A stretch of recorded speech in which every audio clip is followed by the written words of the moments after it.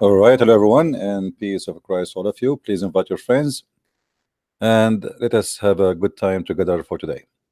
I open early, specifically for those who live in Southeast Asia and far away from us, so we can have time for them before they sleep.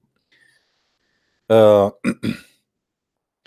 we know that Islam, exists in actually the biggest country where Muslims are exist is Indonesia.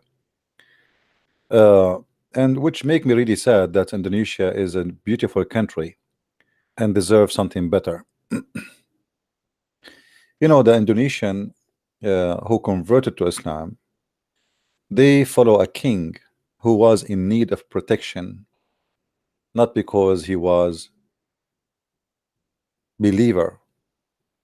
It was just an idea. You have many enemies around you and they want to attack you. If you convert to Islam, you will get the protection of the Muslim Sultan around us. So he converted to Islam, and then most of those naive people, they follow blindly. But what they convert for, they have no idea.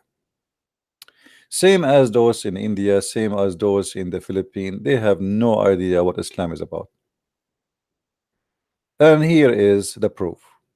My Skype is open. If there's any one of those countries from Asia, Malaysia, India, whatever, Thailand, any country, Philippines, if you think you have the courage and the knowledge to call us and show us one reason, just one reason to believe Islam, I will be happy to hear you. I find Islam is a very demonic and in the same time is a very silly, stupid cult. So I live in this earth, and imagine I live in this beautiful Indonesia, and then somebody told me, if you pray in the last few days, because the Prophet says there's a night, it's called the night of Al-Qadr, which nobody knows what it is.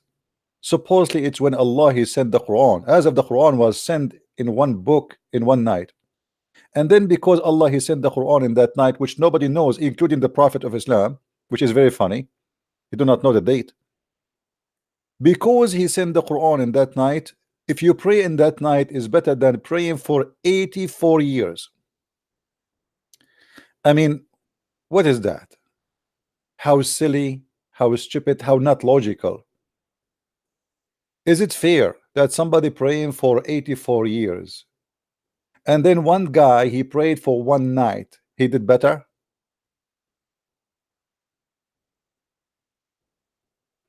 So if you are a Muslim and you have the courage and the knowledge, please, people from Indonesia, India, Philippines, etc., share the link with your Facebook people so we can get more people here. As you see, we open in special time now just for you, early in the morning for me, so we can share and give you time to be with us live.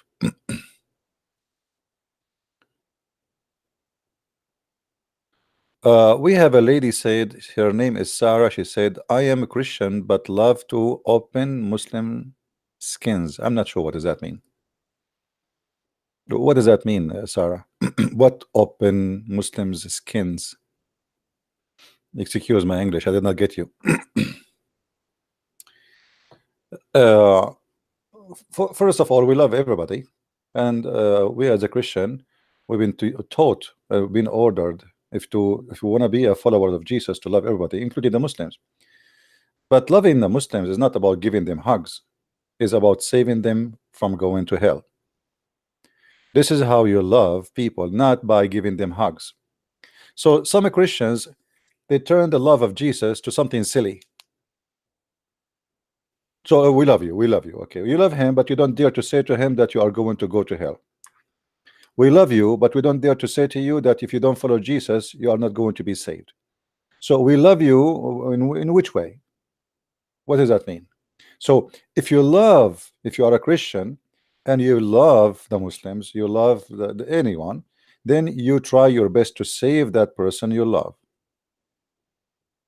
So let us not to make the word love empty from its meaning. Okay, Sarah, I get you. Sorry, I'm just asking what do you mean? Because many Christians, they use the word love and became empty, like it's not what Jesus meant. So loving people is not by giving hugs. is not even by agreeing with them. Imagine you have a son or a daughter and she is taking drugs. So you love them for sure. So what do? You say, okay, take drugs, I love you? Or you do your best to wake them up from the bad practice they do? So we as a Christians, we should love the Muslims, absolutely, yes, but in a way where we can save them, not we agree with them, and that you call it love. Uh, does Jesus reject some who knocks? Well, depend you knock for what. If you are coming to Jesus, asking him, praying for him, asking for money, so you can, you know, Jesus said it clearly. Not everyone says to me, Lord, Lord, will enter the kingdom of my Father, but the one who do his will. So there's people, they knock at the door of Jesus and they say, Lord, Lord, but their heart is empty and they are fake. So somebody maybe believe in the power of Jesus and he wanna just gain the benefit of being following Jesus, not really he's in love with Jesus. It's like somebody, you have a son, he come to visit you only to take money because he need you, as simple as that, not because really he loves you, and that is a person which is fake. So uh, and it's not for me to say who is Jesus will reject, who is will could accept, but for sure, as I know from the Bible, whoever accept him and believe in him from his heart, he is accepted. Why do the Jews reject the Messiah? The fact the Jews did not reject the Messiah, that is not true. All of you, including me, we are a Christian because of the Jews. They brought the Bible to us. All the apostles of Jesus, they were Jews. So remember that always. And the major number of the Jews already they are Christians. This is why the Jews now they are less than 20 millions. So it's not fair to say the Jews rejected the Messiah. So look what we do. We forget the millions and the millions of Jews who became Christians, and we remember only the Jews who they are not accepting the Messiah, and then we judge all the Jews, because those who accepted the Messiah, by the way, still they are Jews. We call them Messianic Jews. All right, so they are Jews. What do you think about a vicina? I'm not sure what does that mean. I'm not sure what that word mean, my friend.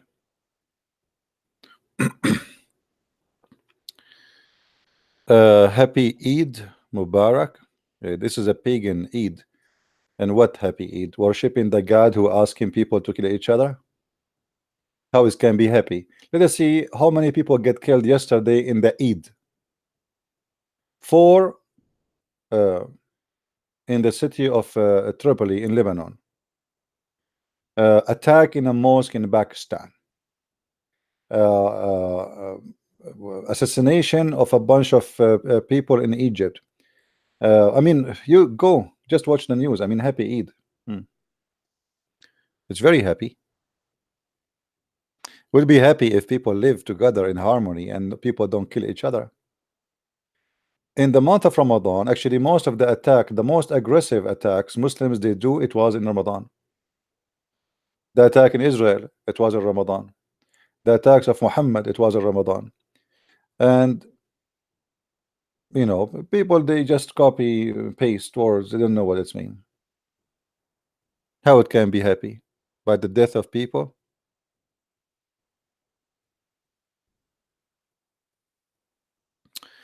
We have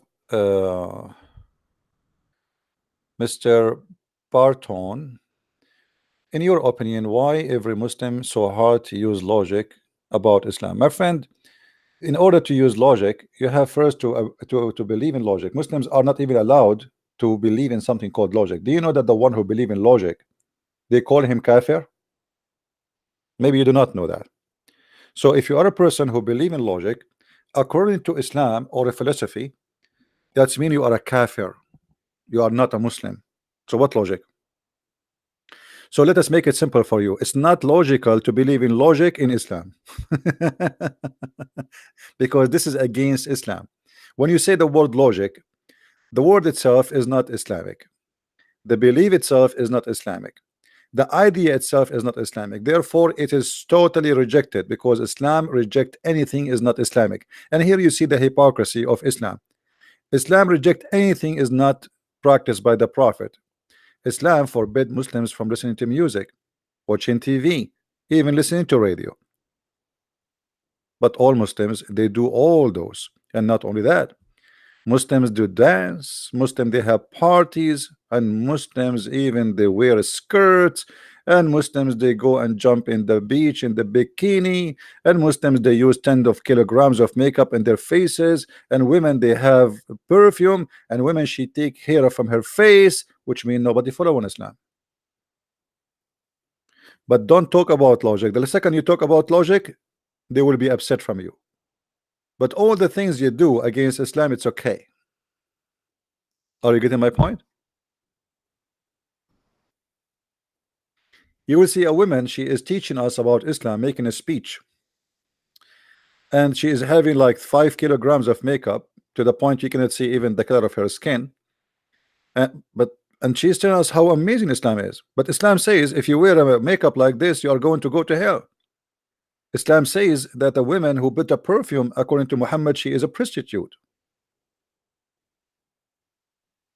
So the Muslims, the logic of Muslims, we say things to you about Islam, but we ourselves we don't believe in it. Because if you believe in it, you follow it.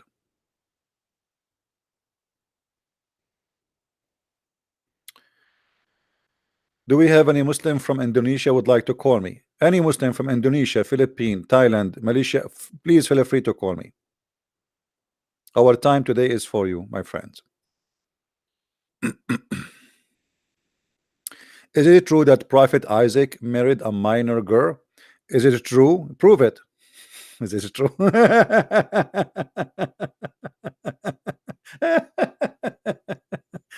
I mean, you know, people are really funny. Imagine you go to a big store and you stand in the door, and each one he leave, he says to him, is it true that today the goods is for free? Is it true? Get in and check. Get in and check. Let us see. They say things, they fool themselves, they try to fool you. Are you a fool? Are you a fool who believe anything people they say to you? You see, when I speak to Muslims, I show them everything I say word by word in the screen. Who is the big Islamic figure in Indonesia? I don't know. What is the big Islamic figure? There is no figure. You mean a person? Eh, all of them, they are politically motivated, seeking power. They use religion to take over a country, not for the benefit of anything. They don't even believe in Allah. The one who believe in Allah really is the one, the naive, the poor one. Those that believe blindly, they have no idea who is Allah. You ask them a question about Islam, they would tremble in their place. All what they know, Bismillahirrahmanirrahim, A'udhu billahi min shaitanir rajim. I mean, okay. Ask them a question about what they just said, they do not know.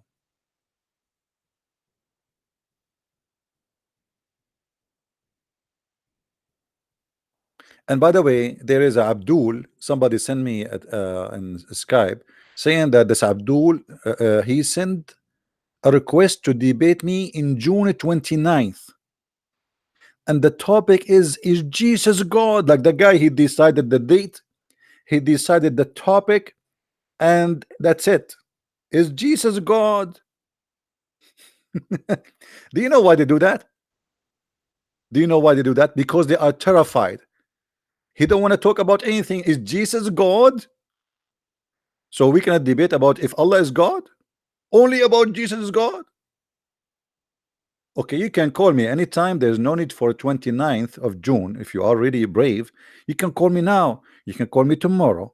You can call me anytime. For me, I do not need to prepare. But maybe for you, you need a 1 month to prepare. June 29th. What about next year?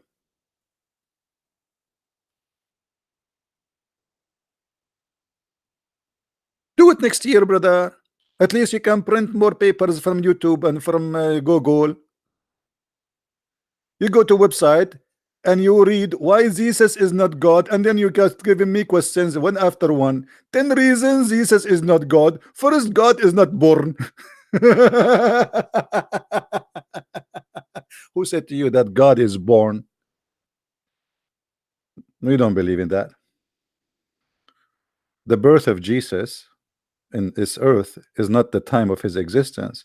This is the time he came to us. But Jesus said, before Abraham I am. So look how silly they are.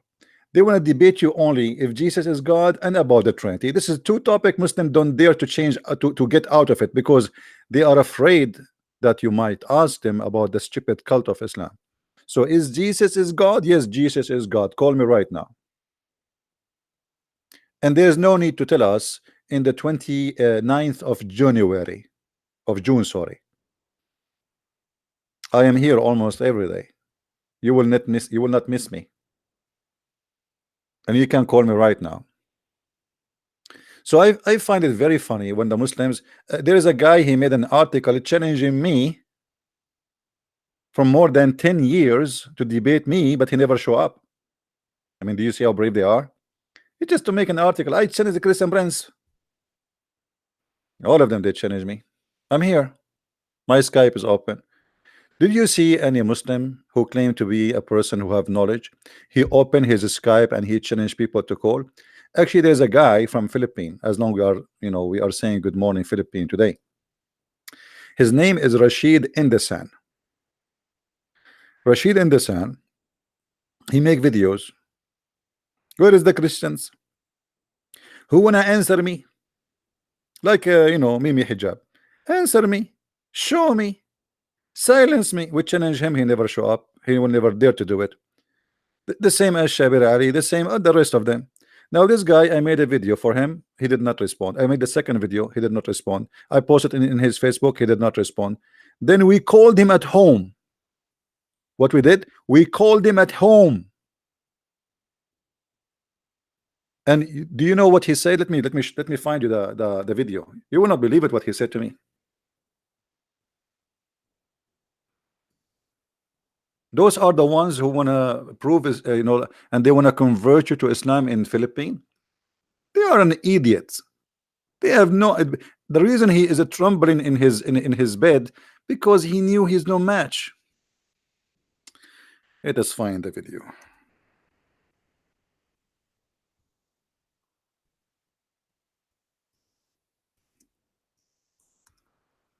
And the funny, he said to me, I debated a real American. You are not American.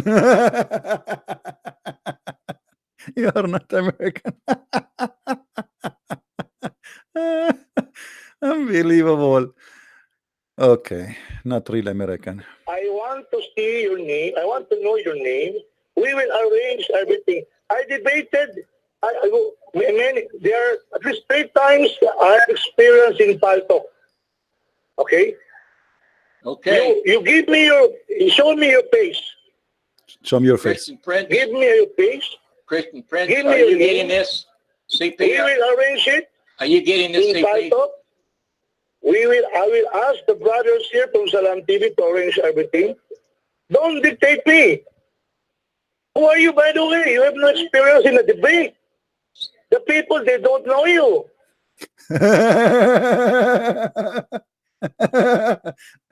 When I heard this, I was dying from laughing.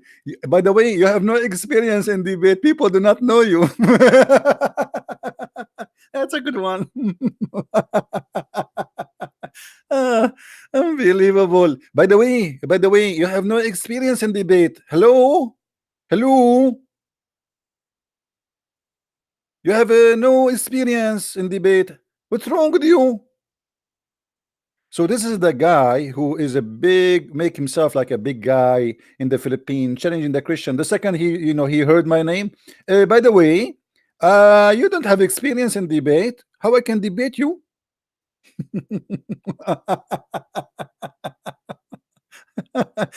And now, not only that, he says, I'm trying to debate him because I wanted to be known. You believe it? Your beliefs. What What is your religion, man? Are you Catholic? Listen, Are you listen. born again? Are you evangelicals? I said, why does, And listen, you don't, wait. So you want to debate me, and I don't even know the topic. why does CP's face have anything to do with it? Come on. No. Look, Why do you want to see his face? You want to have no debate right to debate. You have no right to dictate me because you want to this is debate not the way you I wanna- debate people. You want to debate his Okay. face, or you want to debate him? Look, I want to debate, but because number one, my method is like this. There will be a pre-debate conference. Number one. Number two, after that, we sign a contract. Sign a Okay. contract. Sign a Number contract. three, at least I know you. Guys, we sign a contract. We need to sign a contract to debate. Have you ever heard of this? I mean, this guy, he's making the mission impossible. He was making videos, says, who a Christian want to debate me? Why Christians are not responding? And the second we jump in his face, he want to sign the contract. He want to see my face. I will know you. I will see your face. I will know you. I never debated anyone. Why do you want to whom I debate? do not know. I say, Huh? what, Abdul? Why do you want to debate? Why do you want to debate his face? You don't want you don't need to see his face. Why are you to tell me like that? It is my method. It's not a face. Face. It's my Yeah, method. faces don't talk. Yeah. Faces don't talk. Even the Christian evangelicals You, in YouTube. are you saying? in this manner? Are you coward? Unlike Are you the coward? manner. Are you a coward? Huh? Are you coward? No, you are the one who coward. You No, have no. no experience in the debate. I have no experience Do in you have debate. experience in the debate? You have experience in debate? You are new fight. Do you have experience in debate? Do you? You have experience? CP, Do you want you? to say anything? Do you have experience? No, I don't have experience. What does have to do with debating me? If I don't have experience, that's good for you. You will win. Where's You want to? You want? where's your Let me talk to him, Canon. Mr. Rashid, listen. My name is a Christian Prince. I am a book author. My first book is called The Deception of Allah. My second book is called Quran and Science in Depth. I debated thousands and thousands of Muslims, scholars, sheikhs, real sheikhs, not like you. And you are making excuses. I'm using Paltalk, not TV, to see my face. So we are waiting for you in the chat room right now. If you are really brave, remember I cannot hear you, by the way. If you are really brave, all what we are asking you to do, bring your knowledge. I don't want your face. I don't care for your face. This is your face. You can use it for a beauty queen, for gays and lesbian. I am not interested in your face. I am interested in your knowledge and in your answers. And the case the same for me. All what you want is my answers. You want to see how experienced I am? Ask everybody. Type my name in Google. You will see. I am the nightmare of Islam. And you are shaking because you notice that you are no match. I did not accuse you of anything. I'm stating facts. You make a challenge for the Christians to answer you, and you did not respond even to my video because you know you cannot. You know that I gave a stronger proofs, and you are no match. However, we have hundreds of people here waiting for you, Christians and Muslims, and people will be so disappointed if you don't show up. The face excuse is just an excuse. People here are laughing because you do not need to debate me with my face. You need to debate with my answers. If you are really powerful, you will win. Correct, guys? People who they are listening. If he is really a true scholar, he will win. With my face, without my face, who care? You will make victory for Allah. Are you saying that your Allah will not support you unless I come to you with my face? Are you saying you are guaranteeing losership in this battle because my face is not showing? Nonsense. Everybody is laughing. So listen, I will give you the microphone back. I cannot hear you right now because we are using the chat room to speak to you. I challenge you. We are waiting right now, and I gave you time in advance to prepare yourself. However, you can bring with you as many as you want. Call all the Muslims you have in your town, even in Saudi Arabia. I am the Christian Prince. I am the nightmare of Islam, and none of you can debate me. And this is why you are trying to find an excuse so you can run away. However, we are more than welcome to prove that you are really a scholar. You are more than welcome to prove that you know more than me. You are more than welcome to prove me wrong. And you are more than welcome to prove Islam to be right. However, I'm going to do the same. I am going to prove that you are no scholar and you have no knowledge in Islam and you do not know even how to read Arabic, even though you act as if you are reading Arabic in the video. So bring with you whatever you want, whoever you want, and I promise you, we will treat you with respect in the chat room. Nobody will call you a name. We will call you Sheikh with all the respect. So be the man. We are waiting. The mic is yours. You're a coward. You're a coward. You heard him. You heard CP. Are you there? Yeah, I'm still here. It's your mic. No. Yeah, I'm here. I'm here. Your mic. Speak. I'm here. But you see, listen. If you are really a good Christian, you will not be like this. I even doubt if you're a Christian, really. I have a lot of friends here who are Christian, but I'm not. You see, if you are a good Christian, you don't get Islam busted. This is the good Christian. Good Christian is somebody who do not know Christianity and they do not know Islam. This is what the good Christian for them. They make fun for you, make fun of you 24 hours, 7 days a week for being a Christian. How stupid you are. You believe in Jesus, that is God. You are stupid. And the second you start getting them busted, it's the same second they say to you, you are not good Christian. Why you are not good Christian? Why you are not good Christian, huh? Why? Is that what Jesus told you? Huh? So they don't want you to listen to what Jesus says to you in the Bible all the time, 24 hours, 7 days a week. The second you start the spanking is the same second they say, oh, you know, he's not a good Christian. I'm not going to talk to you. What a Mickey Mouse show. And not only that, later he says to us, he debated a real American.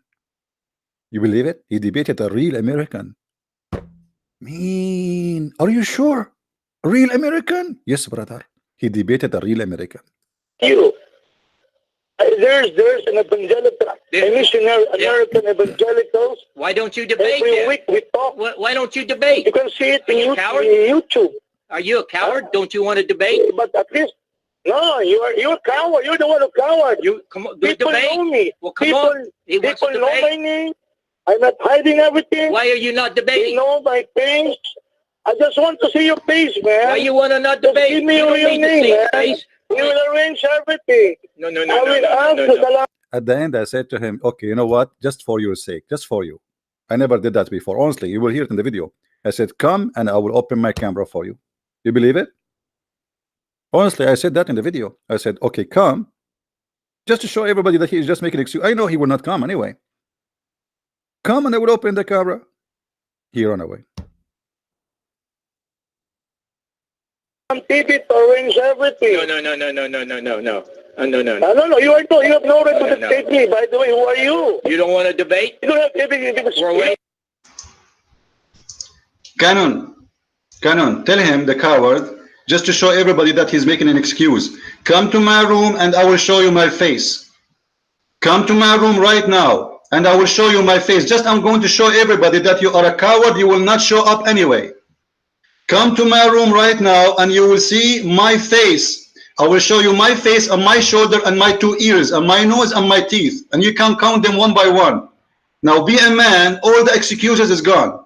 If you don't show up, Mr. Rashid, this is going to be posted in YouTube. You are exposed big time. You are a coward and you are calling others cowards. And I can see that your knee is shaking and your feet is in trouble. You do not know what to do. You are asking yourself, God, Allah, where this coming from me? Look, your Allah is not helping you. Come to my chat room right now and see my face. Now, do you have more excuses? My name is a Christian Prince. You want to see my face? I will show you my face. What do you want more? I'm not going to strip for you. I'm warning you, I'm not a gay.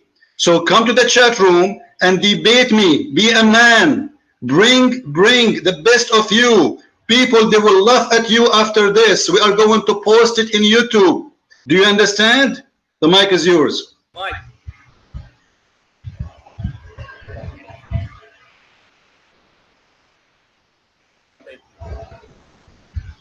I think he hung up, CP. He hung up. He hung up. He was bragging about seeing my face for an hour, and then when we showed him, okay, come, and they will show you my face. And by the way, I'm not showing my face for his benefit, because he might have an attack. Because now look, you debate me, you have my knowledge, and then you have my face. I mean, this is horrible. Two hit in the head at the same time. So I'm saving you actually by not showing my face. Actually, if you see my face alone, you will be like a rabbit who do not know what to say. Well, you want to see my face? Me myself, I don't have a mirror at home. I get scared. Once I went to the elevator, I saw myself, and I came out from the elevator. I said, "Who is that?" Well, you want to see my face, my friend? And look what the Muslims they do. They talk too much about debating you, especially if it's me. And then they spend 10 hours to talk about, let us debate how to debate. And then after you debate for 10 hours how to debate about the debate, they don't do it.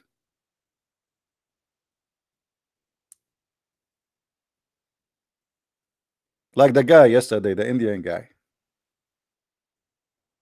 When I say to him, Aisha, she was 9 years old when she went to the house of her husband, he says she was 6. When I say she was 6, he says it's 9. Just say anything, they will say the opposite. Say it's night, they say it's day. And this is why I have I don't debate Muslims, I play with them. A Muslim is like a kid. You say to him, this is a tree, he says it's a grass. You say it's a grass, he says tree.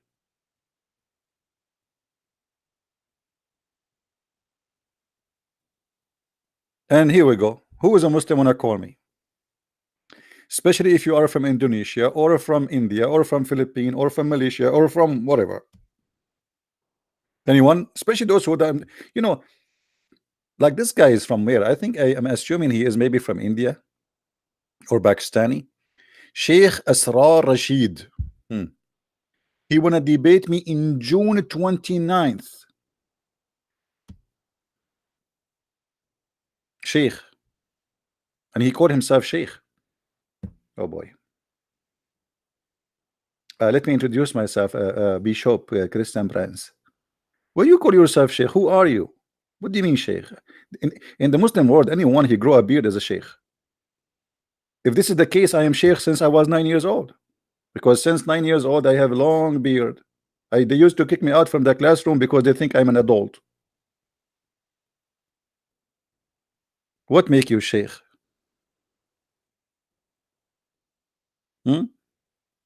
Anyone he grow a beard, he go to the mosque, he get a sari, and he pray in the front, they call him a Sheikh. Yeah.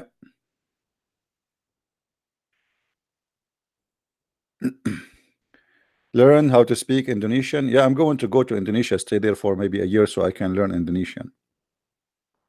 But the problem is in Indonesian, the food is good, my friend, and I'm going to get fat there. I don't like that. They have a very nice food there, and Indonesia is a beautiful country. I might not come back. You know. Then in what? What I will do next? Like, you want me to marry an Indonesian? Man, that's it. I will stay there. Look how beautiful this country is. Beautiful people. And then what? You want to have like a Indonesian Christian Prince Jr.? 1, 2, 3, 4, 5. We are Arab, my friend.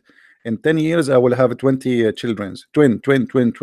You know, and then we open like 44 YouTube channels, and my kid, you will see my kid, he is like 1 day old, he's saying, any Abdul will debate me?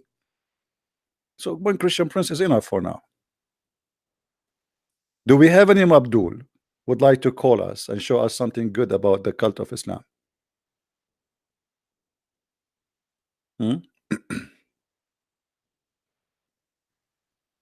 No, I know Indonesian people are very nice people too, actually. Actually, all I love all of Asia, you know, and actually I love their food too. Now there is things in everywhere you might like, you might not like, and the same as in America. There's things you like, you don't like. Same as in the Middle East, things you like, you don't like. But generally speaking, uh, people they are very beautiful. And when I talk about beautiful, I'm not talking really about looking, even though they are good looking. But I'm talking about how beautiful they are. They are good people. They have a good heart, and they deserve better than the cult of Islam. And that's why really I wanted to do my best to speak to people who they are from India, from Pakistan, from Indonesia, so they might learn something which is will be useful for them about the cult of Islam. Uh, and here we go. We offer any Muslim from those countries. Why you don't ask from your country, the ones, I mean, Indonesia or Malaysia, whatever. Why don't ask a guy who claimed to be a big shot, like he'll have a long beard, to come and debate me? That would be wonderful. And then let all Indonesian or Indian or Zakir Naik, we offer him to debate me. He said I need to bring with me 2,000 people. My friend, I have hard time to pay for my airline ticket. You want me to bring 2,000 people with me? And who is the crazy want to go with me? 2,000 people. And who is going to pay for them? 2,000 people will fly with Christian Prince. Why? He is Noah? I will take the ship of Noah? Even the ship of Noah will not fit.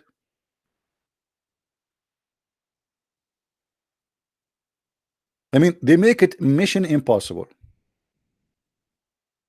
2,000 people. What about 1,999? Is that okay? Hmm?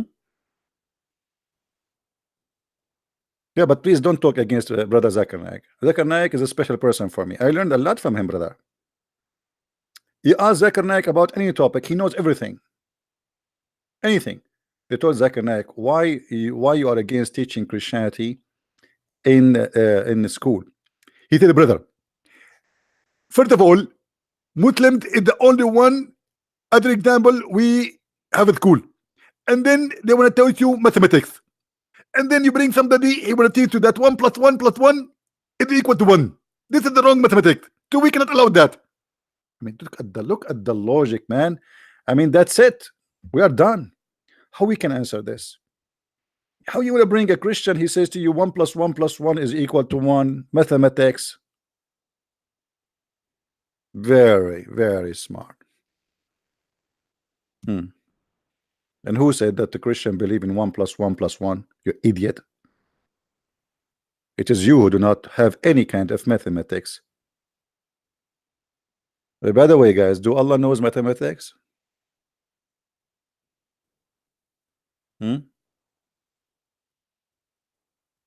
No, I cannot call him. Last time I called him, he swear by Allah, if I call him again, he will take a shower naked. And that's really scary. Until now, he's doing it with his clothes.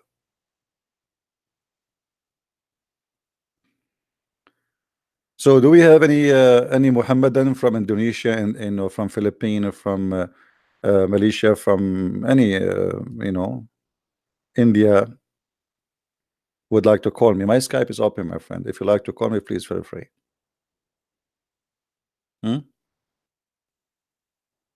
Anyone?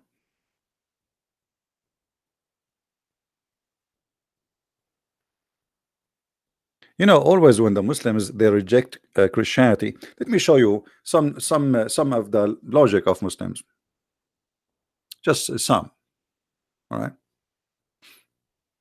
Actually, I don't want to say the logic of Muslims, the logic of Allah. If we open the first chapter in the Quran, just to show you how silly this religion is. Allah said, in the name of Allah. What? Allah, he said, in the name of Allah. Who is that? And then Allah, he says, the most beneficent, the most merciful. And then he says, all the praise be to Allah. Thanks to Allah. Allah saying all of this to himself. That's crazy. I mean, this is the first page in the Quran. The first page is a comedy. And then Allah, he says, you alone we worship. A Muslim, he might say to you, this is a prayer. Show me where it says that this is a prayer. Does it say pray like this? Anywhere it says in the Quran, when Allah he says to Muhammad, say, it says say, qul. I don't see anywhere it says say. Do you see it? So what kind of Quran this Quran is? How we can believe in this? This is the first page. What about the second page? The chapter of the cow. Don't remind me, please. I was speaking to thousands of Indian Hindu, and I told them, do you know, brother, that the biggest chapter in the Quran, brother, is the cow chapter? All those Hindus became Muslims after 2 seconds. I will never do that again. Big mistake. The biggest chapter in the Quran is the cow chapter. And why we call it the cow? Anyone knows why we call it the cow? Why it's called the cow? Who's a Muslim want to tell us? What is the secret behind calling the chapter the cow? Hello? Hello?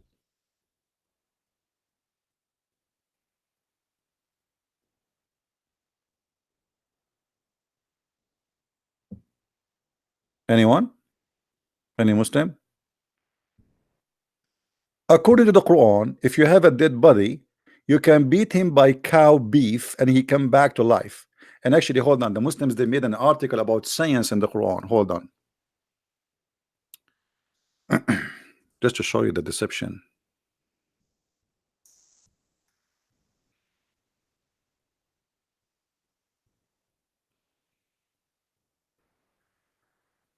Oh,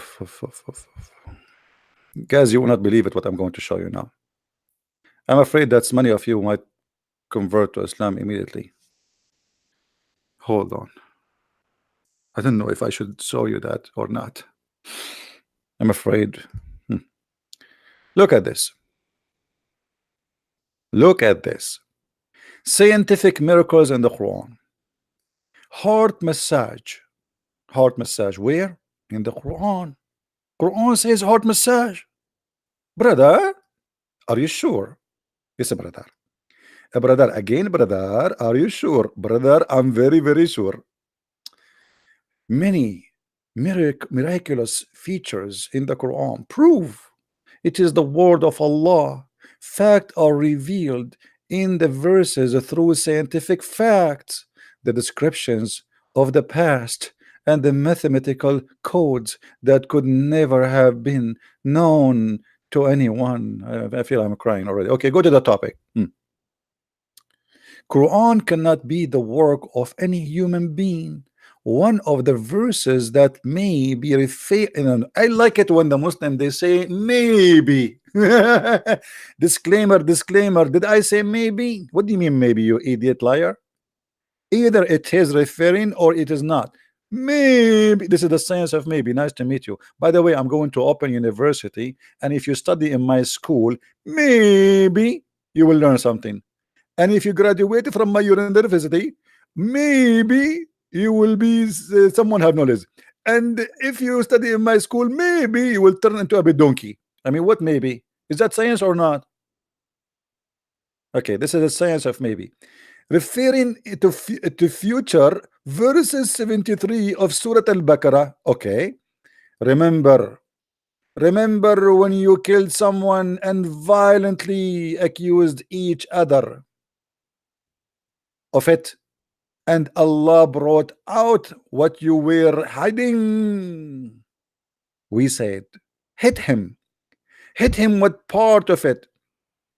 In that way, Allah give life to the dead, and He show you His signs that helpfully will you understand. Chapter 2, Baqarah, and verse number 72, 73. Okay. Explain, please, the science. Please. We are desperately. Among the meaning of the word Arabic term dara biba'diha, translated with part of it. In the verse above, someone or some people, in the context of the meaning, the verse may be, again maybe,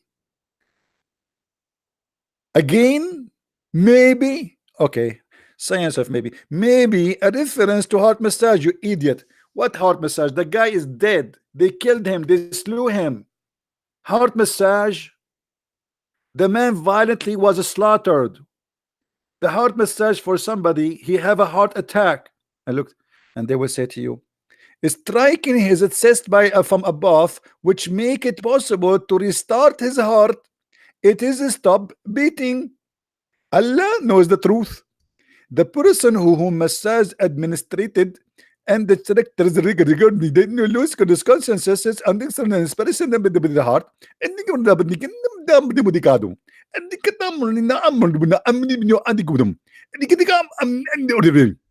okay,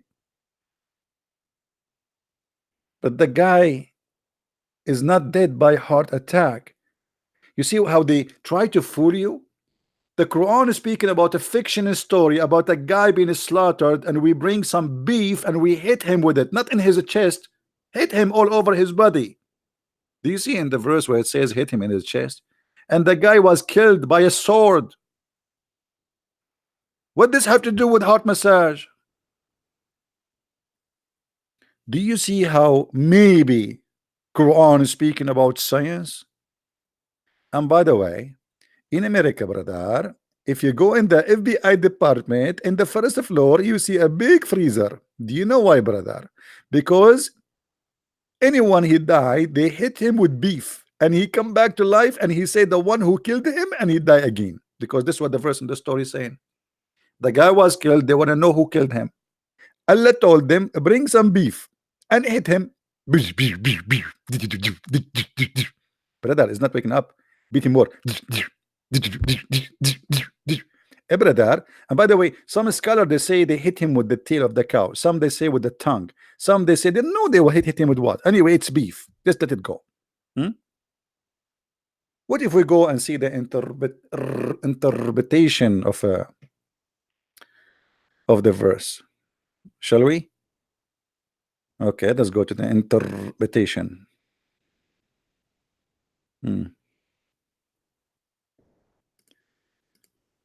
Oh boy. Maybe. And now supposedly they are assuming that you are a donkey who will accept the science of maybe. Okay. This is Ibn Kathir. Let us see.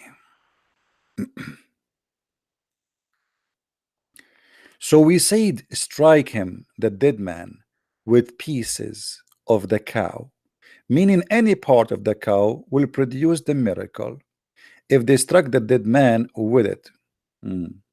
Okay. But they killed who? Who? How the man died? They killed him. They slaughtered him. They killed him by a sword. This is not about heart attack, you liar. What massage? You can bring somebody who was killed by a heart massage? Huh? The whole chapter here is about a murder, not a guy who died by heart attack. So look how they fabricate stories. And then they brought him, Allah brought him to life, and this is how Allah he brought people to life, by beating them by beef. So are we expecting in the judgment day Allah will import billions of tons of beef from New Mexico, and he will use it to bring us back to life? And this is how Allah he bring people back to life, by beating them by beef. So Allah his power is limited to beef. Like Allah and beef is like that goes together. This is how Allah let us drink something. This is how Allah he bring people to life. Let me get some water. Hold on.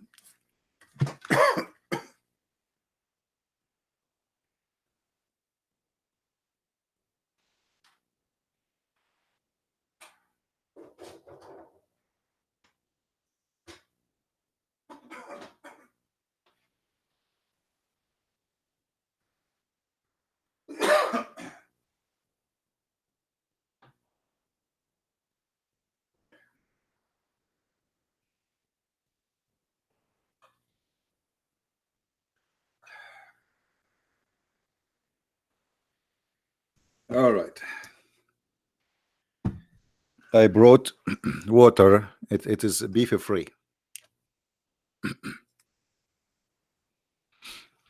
So how we can believe in this?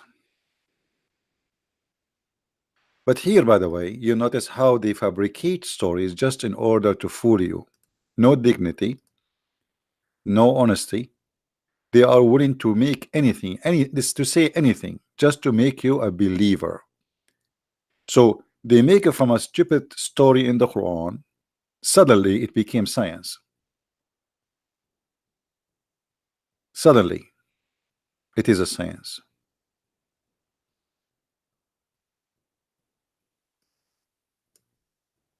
Do we have any Muslim want to say something?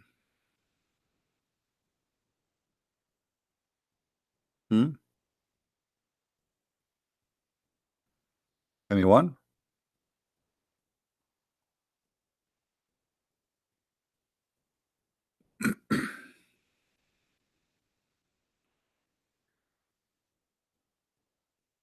Any Abdul?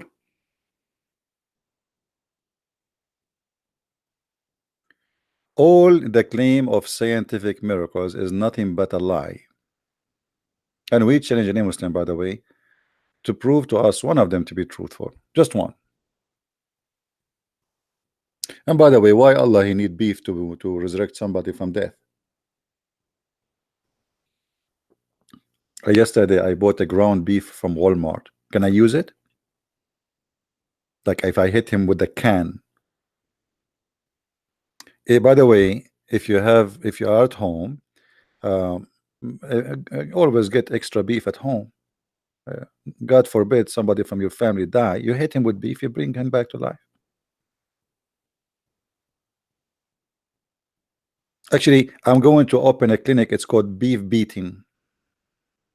You have somebody die, you bring him to me, I beat him with beef, he come back to life. I mean, this is very easy, do not need a degree.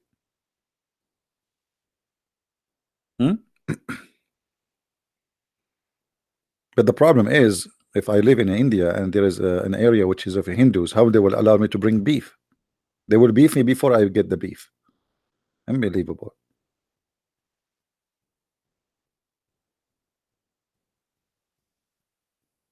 Can you call me Hassan? Hassan, are you the person who left Islam before? You called me before you left Islam, right?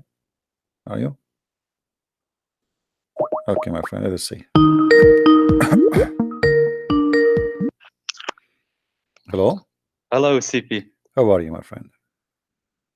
I'm fine, and you? I'm not fine because Why? I don't have beef. I have only ground beef. What we would do? How many hairs do you have? How many what? How many hairs do you have? Oh, how many hairs? That's a lot, man. This I cannot count them. Trust me, a lot. You know. Yeah, I remember. Like, I know. But are you going to talk about Musas who refused to die? You know who I am? You know, right? I don't know. I'm not sure. Are you the guy who left Islam before here? You called me before, or a different person?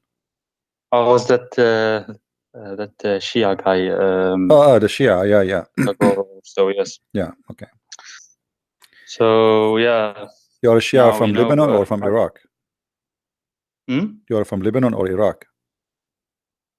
I don't want to disclose much information about myself. I understand. No problem. Go ahead. What do you want to say to us? So yeah, now I'm not sure what to believe. You know, after those two last calls, like yeah. Yeah, I remember you're Christian, but you decide to leave Islam, but you know, because forgive me, really, there's a lot of people who call me and leave Islam, so it's hard to remember. Did you become a Christian or not yet? I think you did not, right? No, I'm just asking you to know if you remember or not. it's actually not a problem. But yeah, but no, I'm actually really confused now. I'm searching for the truth, but I don't know. It's so difficult. Like nothing makes sense for me. Not any religion, you know. But you Even know, when we say atheism, it's when we say really strange. when we say make sense, what makes sense? What does that mean? I mean, like logical. For example, if I think about Islam, yeah, it's not logical that Forget about Islam. Islam that is, you know, Christianity. because you left Islam just now. briefly, I will mention it. For example, about Islam, that the Christianity became corrupted, and Allah didn't protect His books and the Torah, Injil. That doesn't make sense. And Jesus is born from a virgin, but somehow he is not the mightiest or the best of mankind in Islam. Yeah. Muhammad is higher, but he is the only one who is born from a virgin, so that doesn't make sense. But for example, in Christianity, it does make sense, because he is indeed, according to Christianity, the how do you know, the word, he is God, they believe. So it makes sense that only he has a miraculous birth. So okay, that's for Islam, but for the rest, Christianity, Judaism, I don't know. It's So Christianity does not make sense to you too? like not really.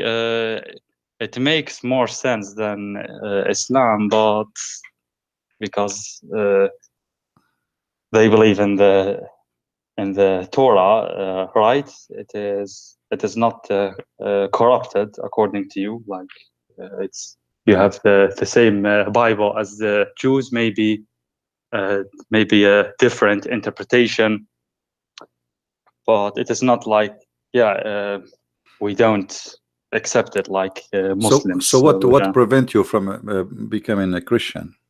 What is the issue with believing Christianity? I don't know. I mean, God is almighty, but why is there so much evil in this world? Like God is almighty, his mercy is complete, his rahmah. Okay, let me have a little talk with you. You know, but if you woke up today, my friend, you Hassan, you woke up in the morning, okay? You make your tea, you drink your coffee, and then you want to do like some activities as a human. You know, you have energy, you want to burn. So when we speak about evil, why we blame always the evil for God, and we don't remember that we are the one who do the evil, not God. So if we can start my day, me and you, in different way. I drink my coffee, I do something good to help people. Like now, I give my time for people to speak to them, or I can go and take a gun and start shooting people. So who is the one who told you to do that? Like, did the God of the Christians says take your gun and shoot people around you? No. So if the God to blame, then if he says that, then yes, we can say, well, we have to blame God, because this guy, he did it because his God told him to do that. It was God, whoever that God is, regardless. But if it's not, then we cannot blame God for it. We blame the man or the woman who did evil. So when we do evil, we will be taken accountable for our evil. And the weird about us, that when something good happened to us, we claim it. Okay, I was smart, I was successful, I was etc. But when something wrong happened to us, we blame always God. But the fact the earth is full of a human who do evil to each other, and God has nothing to do with it. And I'm talking about the true God, not Allah. So human being, you see, when you go to the wood, you are more secure if there's nobody around you, a human. You will be more worried if a human around. You will not be worried too much about animals, because animals, if they attack to eat. Human, they can attack just to kill, you know, to do evil, right? So you will sleep more comfortable if you have a dog next to you, but not a human you do not know, because you don't trust him, but you trust a dog. So we don't want to blame evil for God, and the fact it is that we are the one doing evil, and then, you know, we make it's God. You see, Muhammad in the Quran, if you remember, there's a verse that says وَمَا رَمَيْتُ وَإِنَّمَا اللَّهُ رَمَى. You remember this verse? No. Okay, I will show it to you in the screen. The Quran make you feel that you are not guilty for killing and murdering, and which mean Quran promote murdering, in the same time make you believe that you are a good person. So if we go in the screen, let us show you on the screen. All right, in chapter 8 verse number 17, as an example, it says the following: you killed them not, but Allah killed them. Actually, it says, you can read any translation you want, slew them, kill them, whatever. So look what the evil Muhammad he did. This is not God. This is the evil Muhammad. He made the Muslims believe that when you slaughter a human being, it's not you who killed him, it's Allah, and that will make you feel better after doing your murder, because it's not you who killed him. It's not you who throw your arrow, it's Allah who throw it. It's not you who slaughter by the knife, it's Allah who used the knife. So a cowardly teaching that God supposedly he can kill, but yet he will use you to kill. He cannot kill himself. So now Muhammad, he hit two birds in one stone. He made you kill, and then he made you a professional criminal who don't feel for your victims, because now you don't feel guilty. I did not kill him, it's Allah who killed him. So you go and slaughter more and more people. In Christianity, we don't believe in this garbage. The one who live by the sword will die by the sword, which means you kill, you will be killed. So what Okay, but what about quakes, for example, or this is the nature of the earth. natural No, my disasters like Japan, or yeah, you know, those disasters. Like, my friend, why okay, do these happen? God is almighty. No, he the earth. No, he actually, can stop no, evil, no. right? This is not Because evil. he's No, almighty, but earthquake have nothing to do with evil, unless God is doing it in purpose to punish somebody. But earthquake is something natural, happen actually to keep the earth healthy. Actually, if the earthquake happen in this earth, it means the earth is dead and we will die. So the earth having earthquake to avoid to be explode like a bomb, same as volcano. See, imagine if we don't have volcano, and then the pressure is build up, and then the whole earth will explode. Earth became like a bomb, explode like pieces. So volcano, earthquake happen to keep the earth alive and healthy. Same time, you as a human being, you should use your brain. Why you want to go and live in an earthquake area and you build house from stones? Build it from material which will not really kill you if an earthquake happen. So as an example, in California they have a lot of earthquake. A human being need to learn that this area I live in has earthquake because of the location, not because anything. If you go a different place, there's no earthquake. In California there's so every area is different. You live in an area, you choose the area, nobody force you to choose it. You don't like the earthquake area, go, don't stay there. So you inhabitate an area, have earthquake, and then you complain about earthquake. Why you do that? You don't like it, go to a different place. Same time, build your house from material which earthquake cannot hurt you. If you make it from wood, then there's no concrete will fill in the top of your head. Or if you make it from concrete, but you make it in the right way, today we have engineering, etc., so earthquake will not really do harm. In Japan, every day they have 2,000, an average of 2,000 earthquake a day. Many of them they don't feel them, and a few of them they feel them, but that have nothing to do with God. Okay, yeah, I don't know. See, this is I that. mean, evil, killing, and yeah, you know, killing. Like God is almighty, so why doesn't He stop all those killings happening? You know, Why he will stop it? Why he will stop it? Muslims, No, why in you the want name him? of Islam, Okay, why you want him to stop it? because his No, no, you see, mercy is complete, is no, perfect. it's still He because is no. perfectly All right, you see, merciful. Right? what about Jesus? Jesus himself, he was murdered, correct? He was murdered. According to Christianity, Yes, he did nothing. Okay, this is our God himself. He was murdered. He did not stop it. Imagine. So, you know, you are going to be taken accountable for your act, and this is the point of all belief. If you, if God he involved in telling you what to do and forcing you what to do, then what the point of there is a reward and there is a punishment? So the one who get killed in Christianity is not his blood is not gone for nothing. You know, they killed all the apostle of Jesus. God did not intervene. They killed them, they tortured them, they feed them even to animals. They feed them, and still the Christian, they see themselves dying and still they believe in Jesus. They did not say what you are saying. Why? Because simply that is not evil for them. Yes, they are doing evil, but death is not the end. Death, it might be actually your ticket for something better. So yes, he did evil to me, but I will get a better reward from the evil he did to me. They can kill the body, but our life is not based on the body only. We believe in eternity. In eternity, you know, life in earth is short. Like yesterday you were a kid, tomorrow you are old, and the day after you are dead. Extremely short. You will not believe it. You know, yesterday I was 8 years old, today I'm 17. You know, we are Arab. Yeah, okay, We but go in different direction. still, yeah, I don't know. It's so okay. You have Buddhism, Hinduism. Then why Christianity only?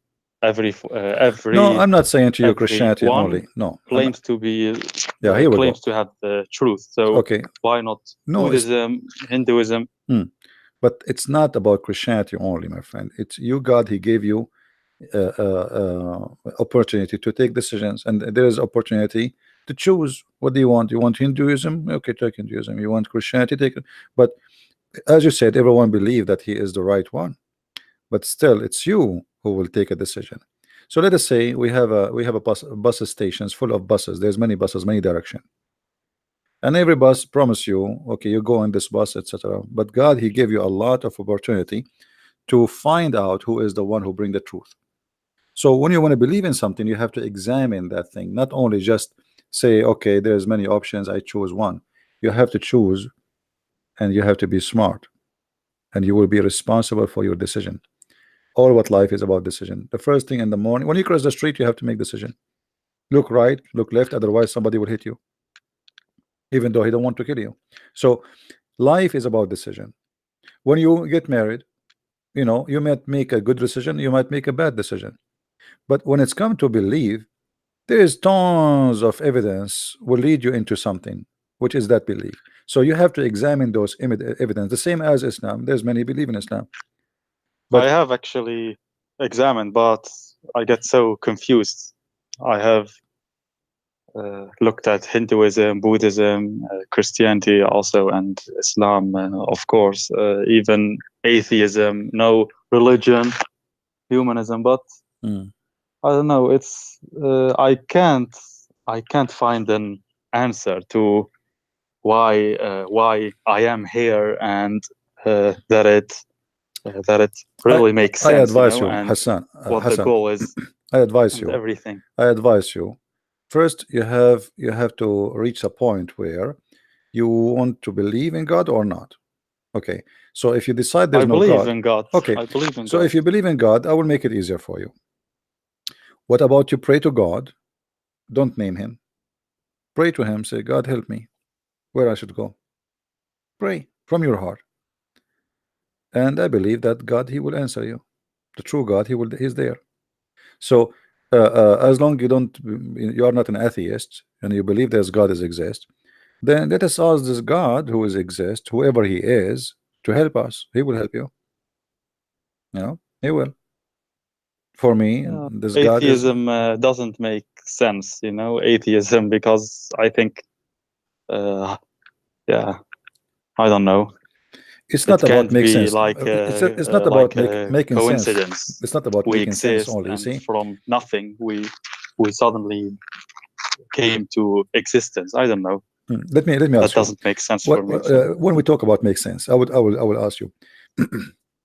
Have you ever heard of a family? They have a child who this child hurt his parents badly.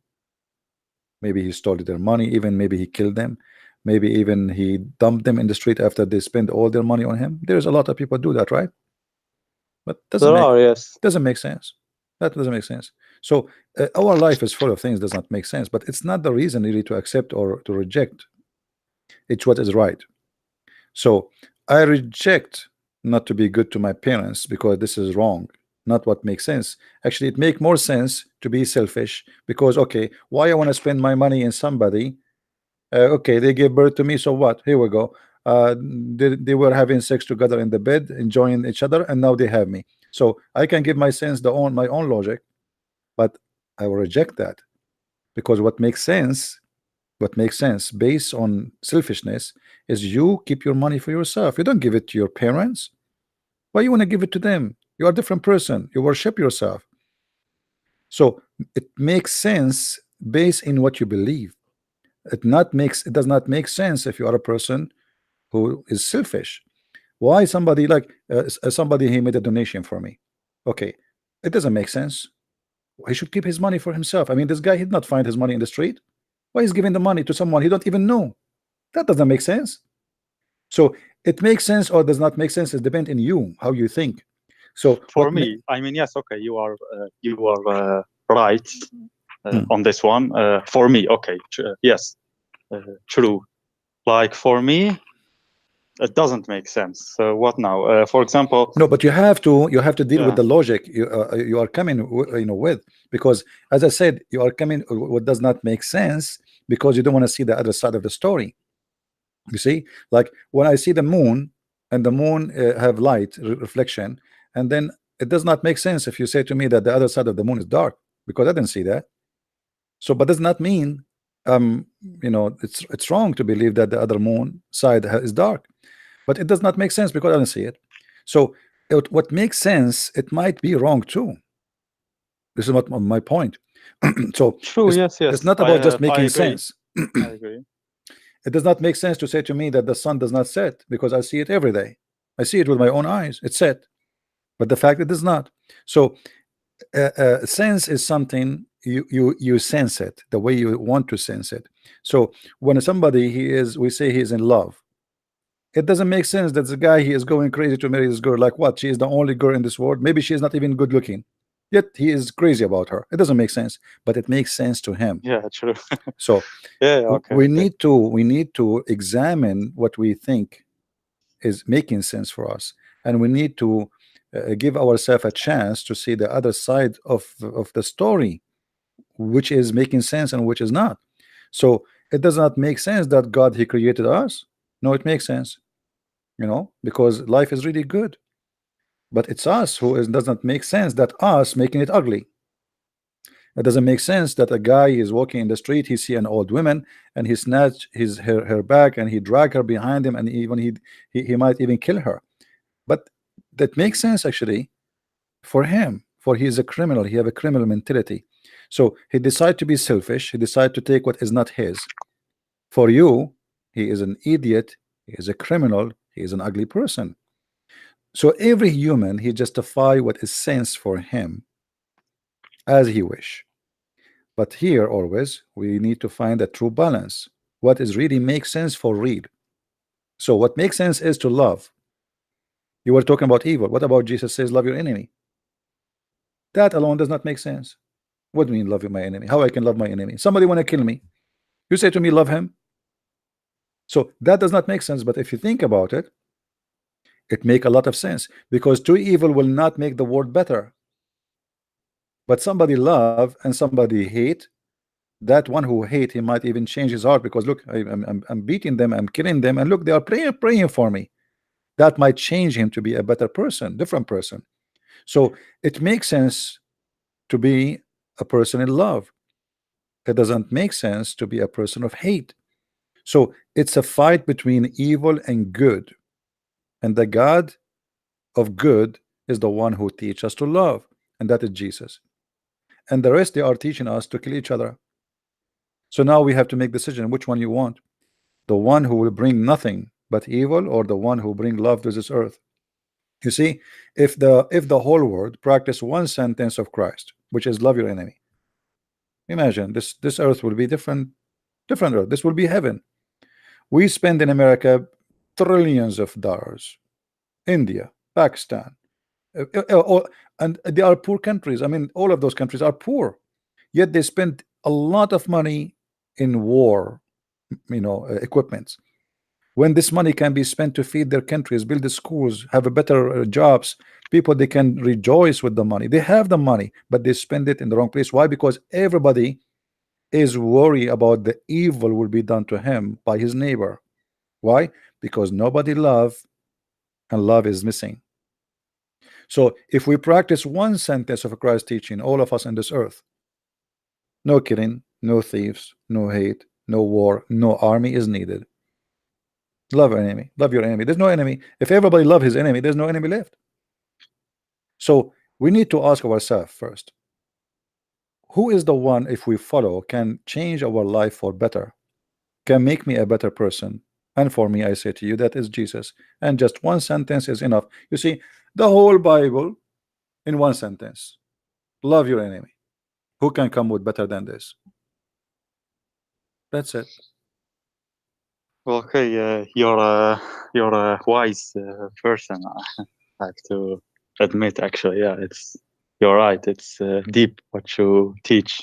I haven't thought about it like how you say it, but yeah, okay. But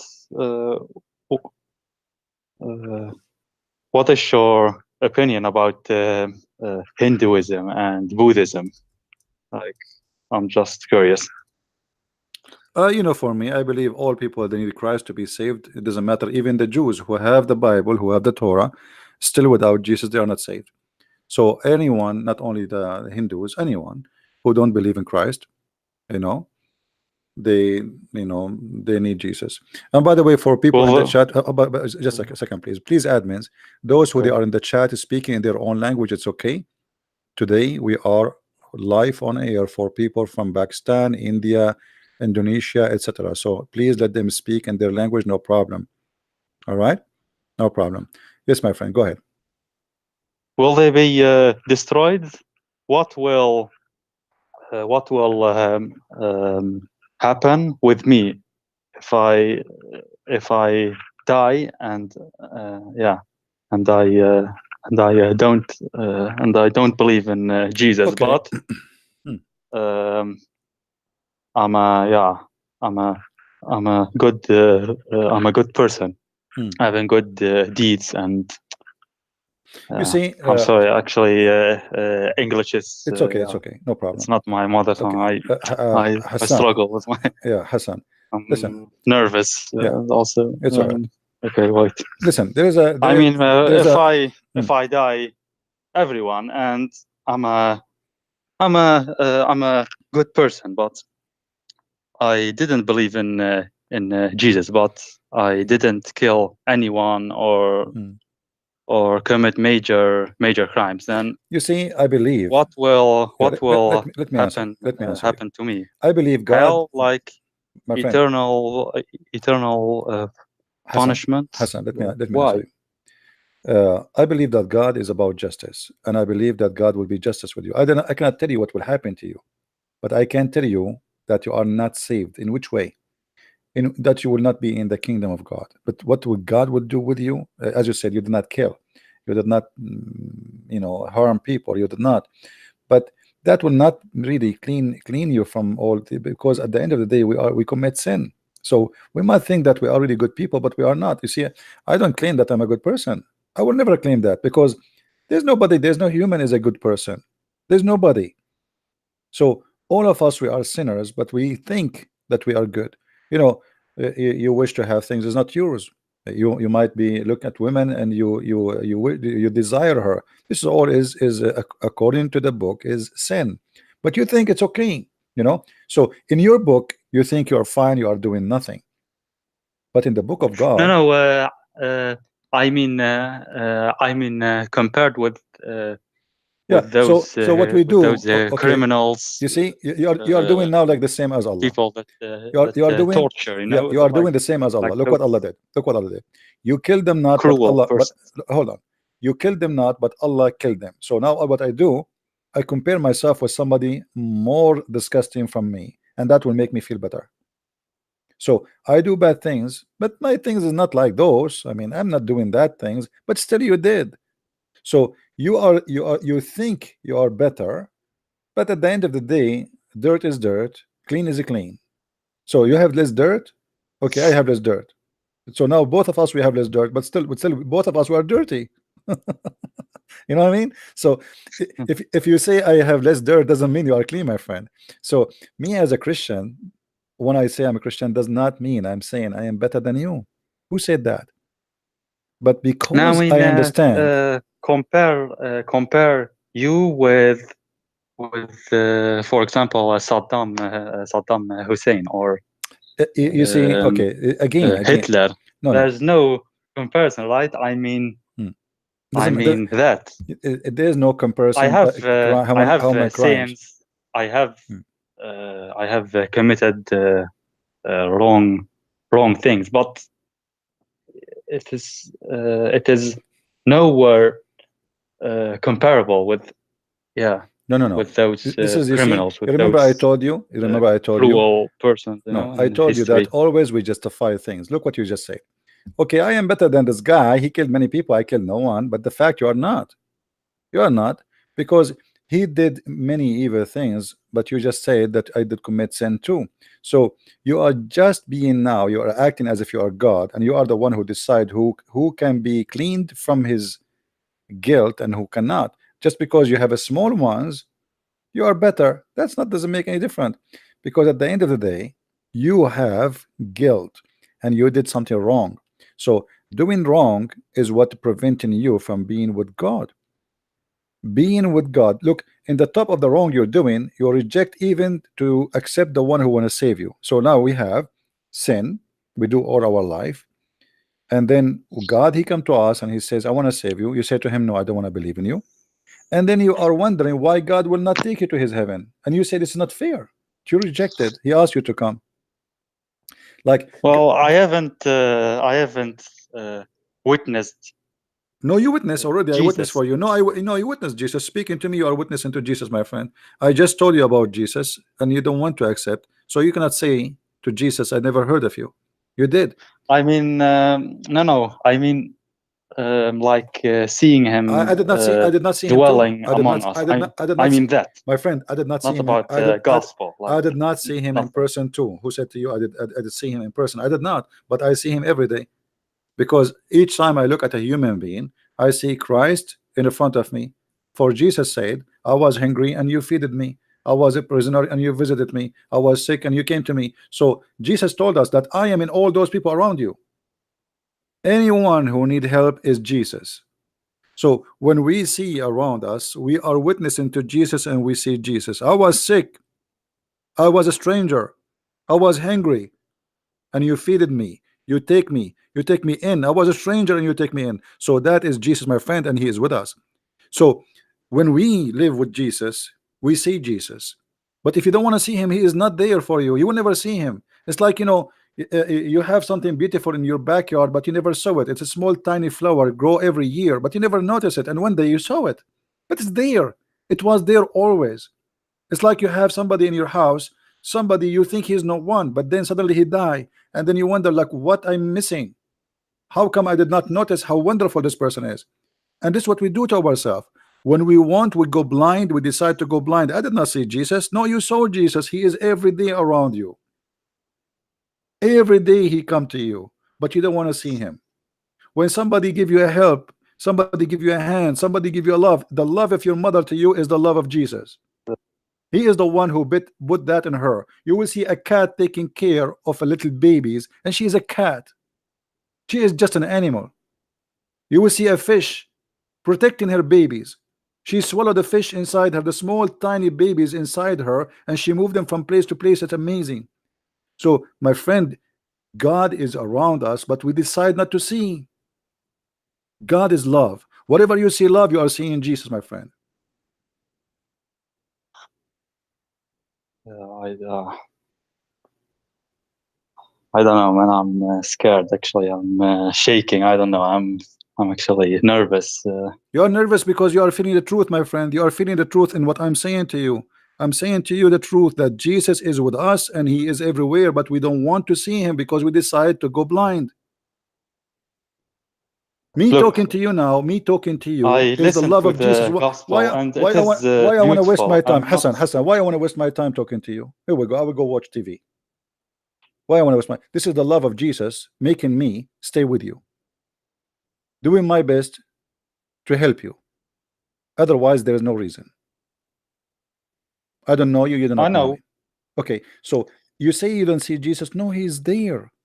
But if you don't want to see him, you will not see him.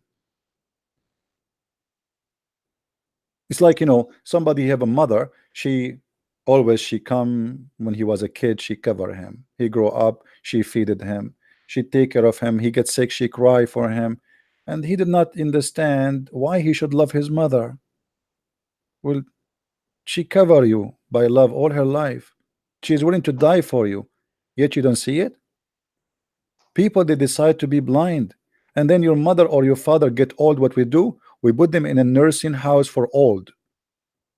Where is the love? Because you decide to be blind.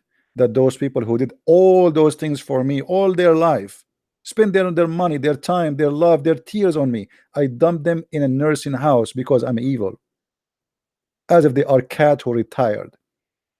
So human being is a person. That makes me sad, actually. Yes, it make me sad too. That's what I'm talking about. So human being, when he want, he turned to be an evil creature, but he is the one who to blame himself, not on no one else. God, he showed you love.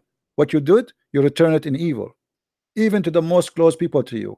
A woman, she married you, she trusted you, she gave you your life.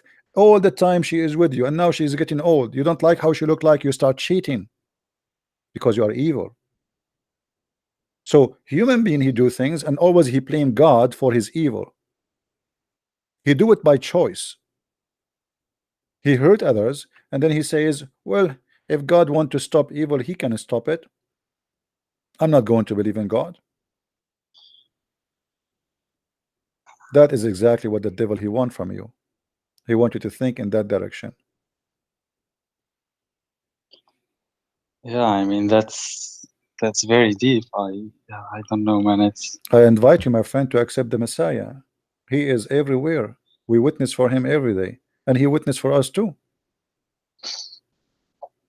I am a sinner. I am nowhere My perfect. friend, I am a I've sinner too. Who I said have to you? Who said to you, Christian Prince is better than you? I never said that. I never said I am better than you.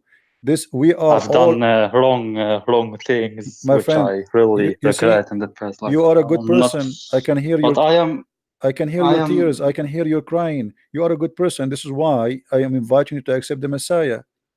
You see, if you are a bad person, you will not be now feeling and shaking and crying like this. But because you are a good person, you have a very good heart, and that's why now the Messiah is making you feel that. He wants you to come to him, and he's asking you, please, just give me your hand. And you know, you should do it because in your heart, you know that you need him. He do not need you. Still, he loves you. So I am, you know, I will be happy really to see Hassan accepting the Messiah right now because he is a good person, and I can tell. Maybe you are even better than me, a lot better than me. I did not No, cry. don't say You that. cry. You are crying. I'm not crying. See, you feel your sin. I did not cry for my sin. I know I'm sinner too, but you are crying. You know, You have a better heart than mine.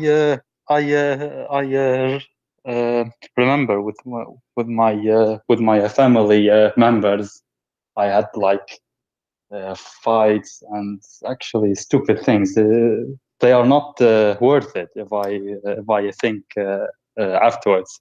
Sometimes My friend, I don't know. you I see, feel I believe, guilty. Like I believe now. like why did I was so superficial and.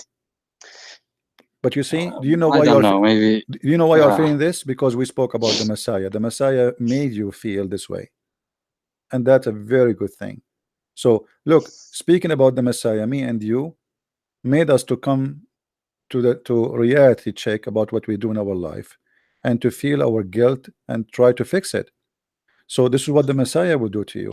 He will be with you always, and he will guide you, and he will wake you up.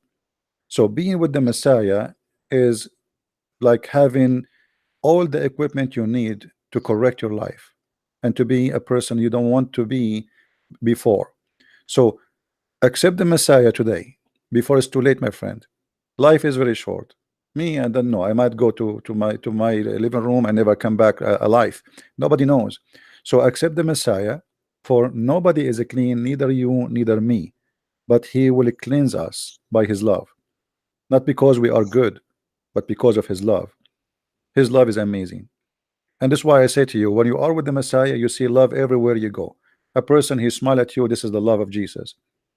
Helping a woman, she is old, this is the love of Jesus. Helping somebody, he need your help, is the love of Jesus. That is Jesus, he's everywhere. So if we practice that, we are really Christian in this earth. And the Christians is not a Christianity is not a religion. Christianity is to live as Jesus, nothing else. Okay, but the thing is, I was naive, you know. Yeah. Nothing wrong with being naive, my friend. Okay, it's being naive. I was naive. Back then, all of us were naive. All of us, and somehow we are naive. I mean, back then I was really naive, but I came to know that the people lie so much, and I didn't know that. So because of that, I have become maybe how do you say that? Skeptical. Is that right? Like, yeah, you have a maybe reaction. too much. You have a reaction. No because problem. all of the lies, I didn't know that people could lie so much. For example, about Islam, they say all those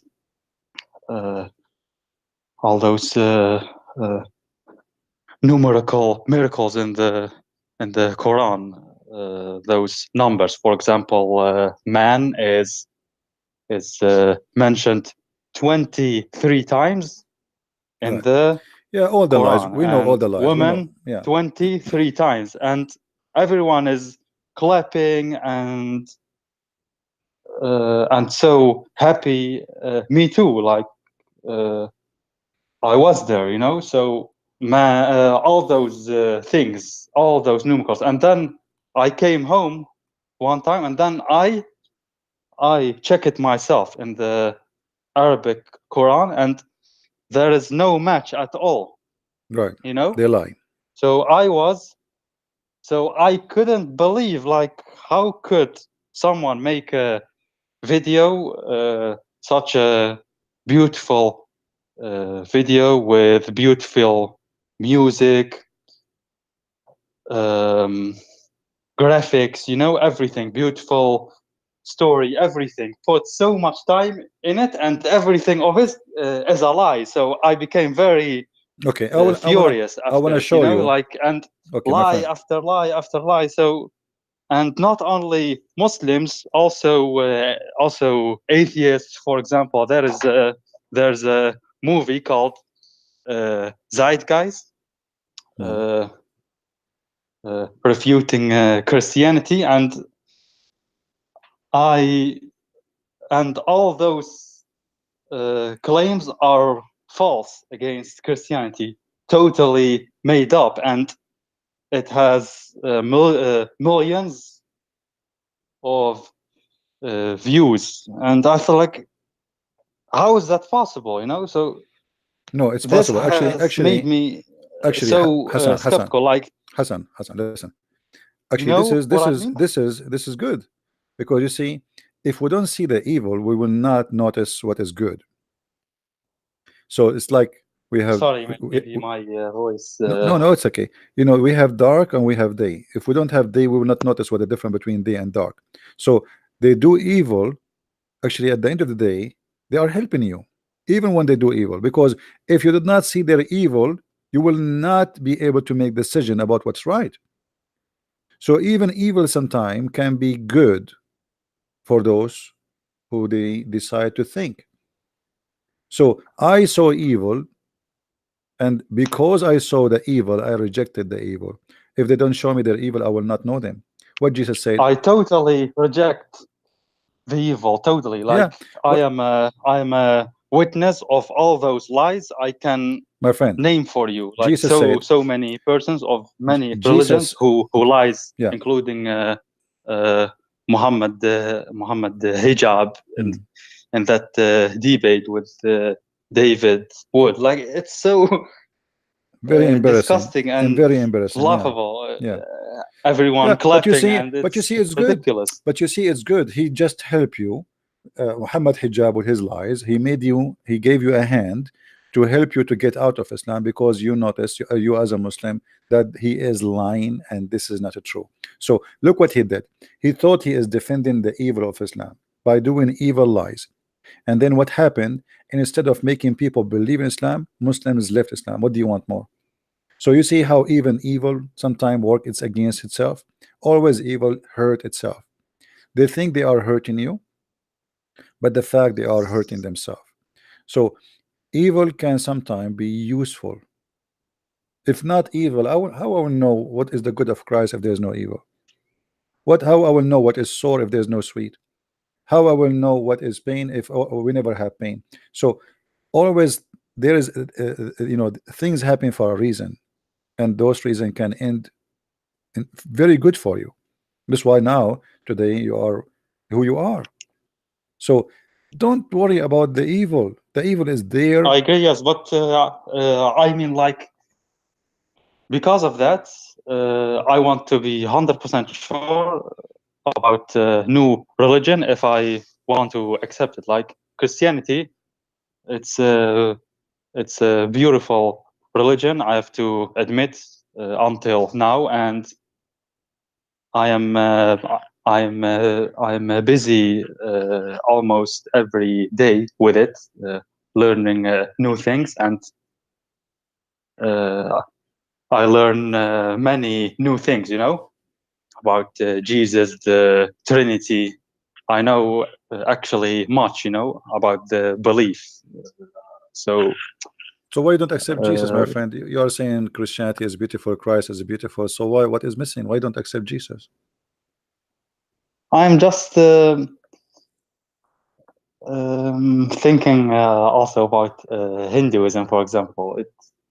It sounds strange, but it is also beautiful for me when I No, actually, looked up. Like, Hinduism. many No, have, Hinduism. Actually, many. with my respect to the Hindu people, I love them really, but Hinduism is not a good belief, because simply there's many bad practice. As an example, Hinduism believe in levels of mankind. Like there's levels of in society, divide society into poor and rich. Caste system, or how do you call that? Well, You mean? no, it's part of the belief. Like there is a holy level, and there is the down level. So if you are a person who is, your father was a garbage guy, you have to be a garbage guy too. And if you are a Brahma, you are the top. So and one of the practice of the Hindus was, when a person he died, they burn his wife with him, as an example. The reason they don't do it no more, because when the British occupy India, the Christian missionaries, they forced the law that That's very bad practice. Imagine a man he died. Why you want to burn his wife with him alive? So there's many bad practice come with Hindu. So it might be spiritual religion somehow. I didn't know that, but about that caste system, I know that there are Hindus that have debunked it, like saying that it is not from Hinduism, from the religion, Okay, but okay, hold on. You from see, a the society. I don't know. Maybe they are let us go with lying. this. Maybe they So are true. it's a society who before the bridge go there and etc. So where is the religion to correct that if this is wrong? Where is the priest? Who they are ruling the countries, and Hinduism is controlling the country for centuries before any Christians go there. Where is the priest? Why did not do anything? I don't about know. it? Maybe Okay, maybe when there's somebody, my friend, someone in when somebody want to the burn, chat, when some Hindu who when can tell us more. when somebody I'm just when curious. somebody burning a woman and she is alive, where is the priest to say this is wrong? Don't do that. If it's not from the religion. So we can say They whatever do we that want. really?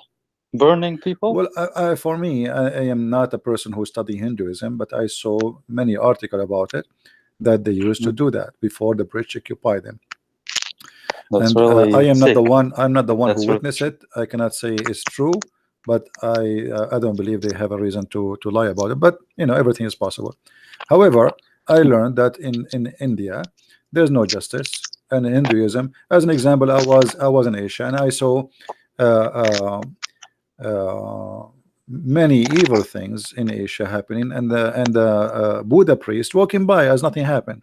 As like you don't care, you know, like nothing. So so you spend your day sitting doing yoga and talking too much about peace. Then you see a fight, you walk next to it, you don't do nothing. You know, you go to Thailand, they speak too much about God and being good, and then the country became a land of prostitution. Where is the priest? I mean, why this is happening? Why nobody is guiding people that this is wrong? Why nobody see it as a bad thing? So they speak too much about, you see, we are talking about places where religion is very strong and in charge, not where like it is a socialist country where like in America there's a freedom. Christian church have no control of anything. People do whatever they wish. But in those countries, priests they have in control. They control everything. Even the king himself, he have to keep the priest happy. Otherwise, they can take him off. So where are they? Where are they? Those? No, but where is the good religion? those are people. No. I'm talking about religion now. I'm talking the teaching. The teaching which We does can't not blame actions no. of I'm not for- blaming. I'm not blaming. No. I'm saying if the good teaching is not to fix a society, so what is the point of this teaching if it's not good? If it's good, where is this good of teaching? I don't know. Okay, so If it is true, then okay, I agree. But I don't know what the books say of Hinduism and Buddhism. I saw a documentary. There is a temple where people worship rats. I mean, come on. So you know, in India, yeah. So you know, people go extreme. Really? Yeah. You can go and search. So Hinduism is not like I don't think it's even one religion. They have many gods and stories and fictions and etc. And I'm not too much knowledgeable about Hinduism, so I don't like to talk about it because that will make me look like a fool trying to speak of knowledge you don't know. Yeah, that's but good. But what I know, that it's not really good for me to compare it even close to Christianity. Like, you know, the Mahatma Gandhi, he says the Christian is not the like of their Christ. Okay, that's a wise thing. So why the Mahatma Gandhi did not do something to his people? Why Gandhi family, as an example, they are the top of family and people are dying from hunger. So they speak good, but they do bad. They talk too much about how good they are and how wonderful they are and etc. But in the same time, it's empty words. You know, empty words. Talk is cheap. Well, okay, yeah. Hinduism, those avatars are strange. For example, those gods. Yeah, it's a collection of fiction story, legions, and you make one has a trunk like an elephant, and it is really weird to look You know, at it, those who practice with division, 4 arms and those who practice division in the society, so, I they don't are know. following God, and this God, he don't have a problem with it, that there is somebody, he is from this level society, he cannot marry from this level of society. The one who is poor, he have to stay poor forever, and the one who is a maharaja, we carry him in our head, and God, he want that. That's not true. All right, so we God is about justice, about love your enemy, and what those religion teach is not really have nothing to do with love. You know, I saw once a video in YouTube, Hmm. a bunch of girls fighting, and there is a priest, a Buddha priest, who's shaved just next to them, as if he saw nothing. I mean, you are a priest, people will listen to you. What about you? Ask them to stop. 4 or 5 girls are beating one girl. You know, and actually I saw that in like in even in not only in YouTube, I saw it in person. You know, I saw it such a same kind of the same fight, and the priest, he was doing nothing. I mean, what kind of priest you are? So you go, you spend your 5 hours sitting in your ass doing yoga, saying you're worshiping God, and then you see a fight in the front of you and you don't do anything to stop it, and people, they obey you, they listen to you. People, they walk and they see a Buddha priest, they bow down in the front of him, and he put his hand in the top of them, and he say whatever word. So the people respect you. Do something. Use your respect to spread peace. So they say things, they do something different. In Christianity, we don't care for a priest. There's nothing that's called the priest. The priest is the one who follows Jesus. If you don't follow Jesus, you can wear all that kind of clothes. You can wear the clothes of a bishop. You can be, but you can be the devil in the same time.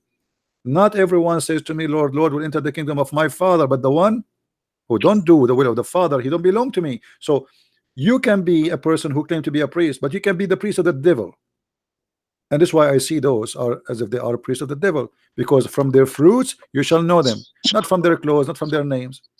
So if you want to judge, I believe, my friend, judge the fruits of the founder, and then go and check the followers. But don't I judge. agree. Jesus didn't kill anyone, neither the apostles, according to history. The first 300 years of the expanse of Christianity was non-violent. I mean, from the Christians' side, but Christians were persecuted, Christians themselves. So that is what I could find about history. Okay, so until now, yeah, I find maybe Christianity that makes the most sense. It's a beautiful religion, but yeah, I don't know. Maybe Well, my you friend, have other things I will do. do this. I will do this. I don't want to make late for you. Yeah, no, I will do this. You know, anytime, I don't want to. anytime you feel free, you want to say, you want to learn something about the Messiah, call me. I will take your call. All right. But just ask me before, because if we are talking about something, we need to finish it first, and I will be happy to help you. But I want you to do the following, my friend. Don't use your logic to look for God. Use God logic. You're a wise person. Like, really, I'm actually really happy that I called you now, because now you say about logic. Yeah, it is true. I haven't thought about it. Yeah, use like this. You're right. But okay, continue. Use the I don't want logic. to. Use the logic of a Christ. For God, he loved the world, he sent his only begotten son. That is the logic. For God, he loved the world. He loves you, and he loves me. He loves us all. That is the logic. So everything is done because he loved us, not because he wants you to love him He's seeking something from you. He seeks nothing from you. He loves you. He loves you before you love him. So this is the logic. He loves you, and then how you return love. Shouldn't you love the one who loves you? So for God he loved the world, he sent his only begotten son to save you. And then if you say, I'm not going to accept you, don't blame yourself only for not being saved. Don't blame anyone. That is the logic. He loves you already. He told you that, and then he gave you freedom to be with him or not to be. And then you say, I don't want to be with you. So you blame who? No one. Blame yourself. So I say to you, my friend, don't hesitate to accept the love of Christ, because he's not inviting you to hate anyone. He is not inviting you to hate your family, as the Quran says in chapter 9 verse 23. He is not saying to you, you have to be an enemy to everybody. He is inviting you to love everybody and to accept his love. So love is the key for all things in this earth. If we have love, there's no hungry. If we have love, there's no homeless. If we have love, there's no war. If we have love, there's no rape, there's no crime, there's no killing, there's no theft. There's love. And love is about Yes. giving, not about taking. So if everybody give, everybody live. If everybody take, everybody die. So human being, when he practice the opposite of teaching of Christ, they are seeking death. They are seeking the end of this earth. They will destroy it. Everybody want to take. America want to take from China. China want to take from America. Russia want to take from China. The Muslim want to take from the Christian. Everybody want to take from everybody, and then we end taking ourselves to hell. We made this earth a hell, for everybody became selfish, following the devil. So Christ is the only answer, for he is teaching us how to live, not only how to die for him, because some people say you are dying for him. The fact he is asking you to live, to enjoy your life, to be a human, to learn how to love. Your death will not, your death, you see, he died for you. He don't want you to die for him. Islam, he wants you to die for him, so you go to heaven. Our God, he died for us. So when we say this, that's mean extreme love, to the point he is willing to die to show us how much he loves us. So the Messiah, my friend, is not a religion, is a person, and this person is nothing but love. And if you are seeking a better life, seek love, for God is love and nothing else. So again, I say to you before you leave, and I'm not going to ask you again for today, I invite you right now to accept the Messiah as your savior. What do you say? Well, you know, okay, I witness now, Christianity is the most religion that makes sense, and it's beautiful, and every day I am learning new things about it. So I think if I continue, then I will come to it, right? No, but do you accept the Messiah today? Don't say yes unless you are convinced. Don't say yes. Say yes only if you are truly from your heart believe. We don't want hypocrite people who they are like the same as Muslims who do say shahada. I'm just trying to be honest. Yes, I totally agree. But can I talk with you also in a private, maybe one time? No I don't know. no problem, my friend. I prefer always in public, so people they can get the benefit of my talk and your talk. Yes, but there are some things I don't know. I don't want. All right, no problem. I can't no problem. say them, but we see sometime we can talk, me and you. And I want to say thank you, Hassan, for calling me. I appreciate your time and your call, and I will pray for you from my heart that the Lord will please can you once I want to discuss something. Like I wanna hug you. Actually, I like there's so much hate in this world, but I don't know. Maybe we can you are my brother in the future. Maybe you are my never, brother. But you are my brother, and I can see that you are coming to Christ, and the Lord Himself. Sorry for your patience. Yesterday I witnessed those stupid colors, and you are really courageous, and patient, so I don't want to, yeah, you know. But if you can call me one time, maybe Sure, in sure. private, I have Or some I will, things to I will, Hassan. questions. I will. Okay. When will that be then? Europe, or can I text you and Skype about that? Yeah, you know, we will see, like, but not today, you know, maybe tomorrow or the day Not after. today, Yeah, but then we can. yeah, sure, Okay, sure, no problem. can. Thank you, Hassan. Okay, thank you very much, and until next time, then yeah, I All don't right. All right. too long. Yeah, thank you very much. Thank you, Hassan. Thank you. Bye bye. Bye, man. Thanks. All right, guys, let us pray to our brother here, Hassan, who left Islam, but he is struggling to yet to make a decision to accept the Messiah. But I see him there. I see he's coming. I see he's going in the right direction, and I believe very soon he is going to be a child of the Lord. You became a Christian or you don't, I get nothing from it. That's your business. You accept him, you don't accept him, I get nothing from it. My throat is dry. I have a very bad ear infection. Yet I'm here, hoping that maybe the Lord, he will help us to help somebody who want to help himself. Because at the end of the day, it's you seeking salvation. I got nothing from it.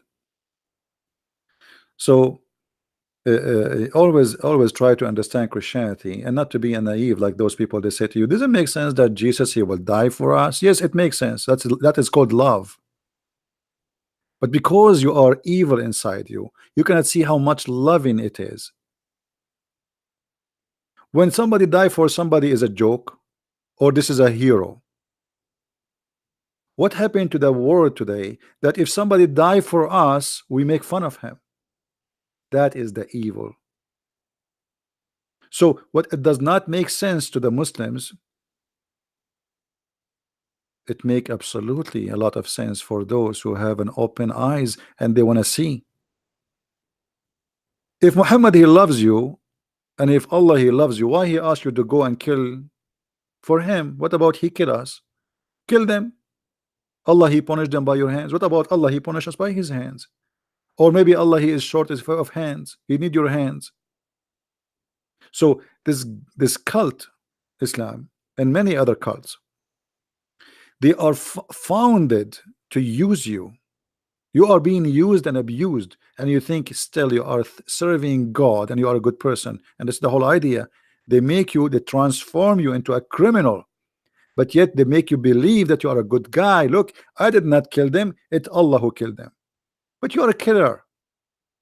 Oh no, no, Allah, he told in the Quran, you killed them not, but Allah killed them. You slow them not, but Allah slowed them. You are the one who shoot the bullet, it is Allah who shoot the bullet. So Allah, now he made you feel that you are clean, you are a good person. It's Allah who killed them. The fact you are fooling yourself. And this is the whole point of this cult, is to make you fool. So I go and kill, and then I may say myself, I did not kill them, it's God, he killed them. Oh, what about we go and rape some women? Oh, it's not me who raped them, Allah, he raped them. What about we go and steal some money? Oh, it's not me who stole the money, it's Allah who stole the money. So look what this God, he made you feel guilt free, even though guilt is covering you from the top to the toes. It's a pure evil.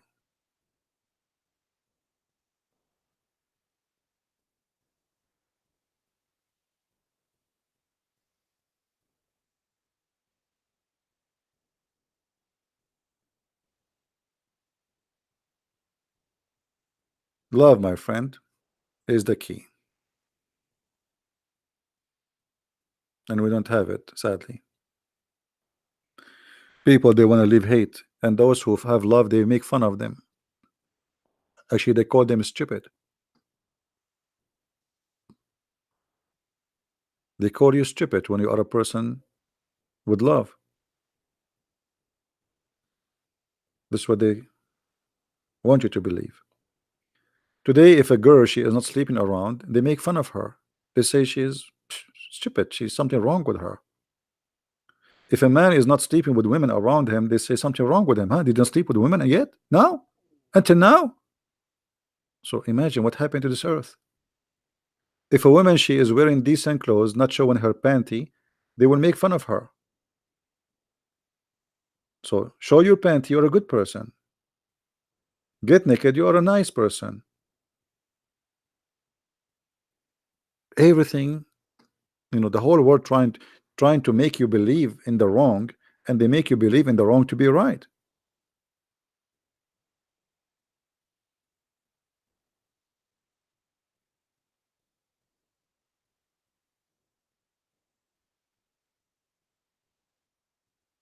There's many voices around us, and everybody wanna put his poison in our head. But there's one thing we need always to examine: what those people want from us, and what kind of a fruit they have, and what they will provide.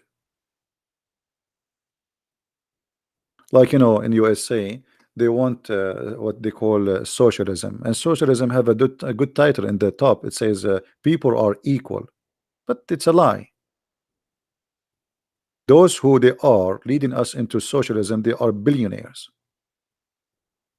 So how somebody is a billionaire like George Soros, he supports socialism? What about giving the money you have to people around you?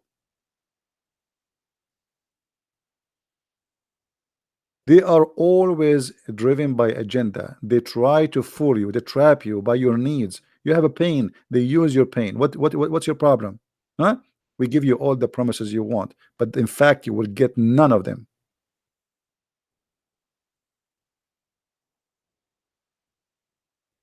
Somebody said socialism is equal to Judaism. What does that have to do with that?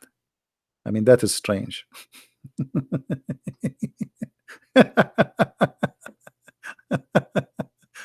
Lord have mercy. Too much beer in the morning? Judaism is equal to socialism. Why? How this happened? That's weird.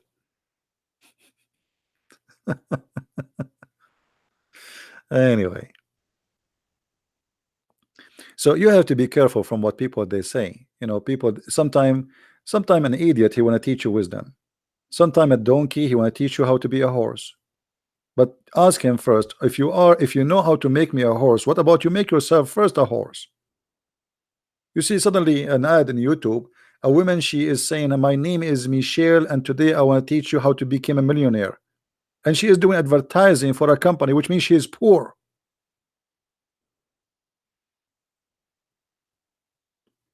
What about starting with yourself?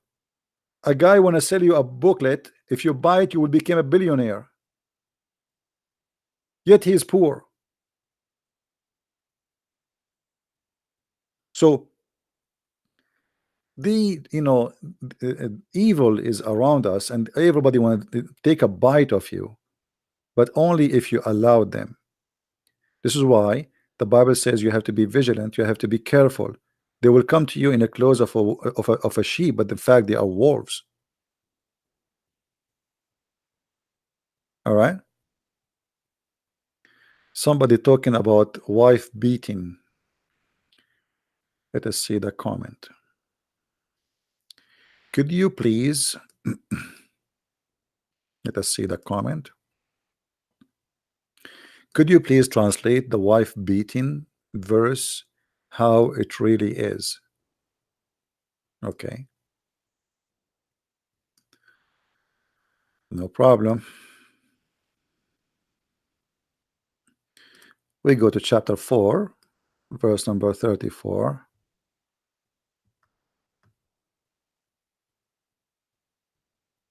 And let us today, and not only translate to you, let us try to be smart and how to read verses in the Quran. You see, Muslims, when they translate things for us, remember they are Muslims, so we are seeing the Quran from somebody.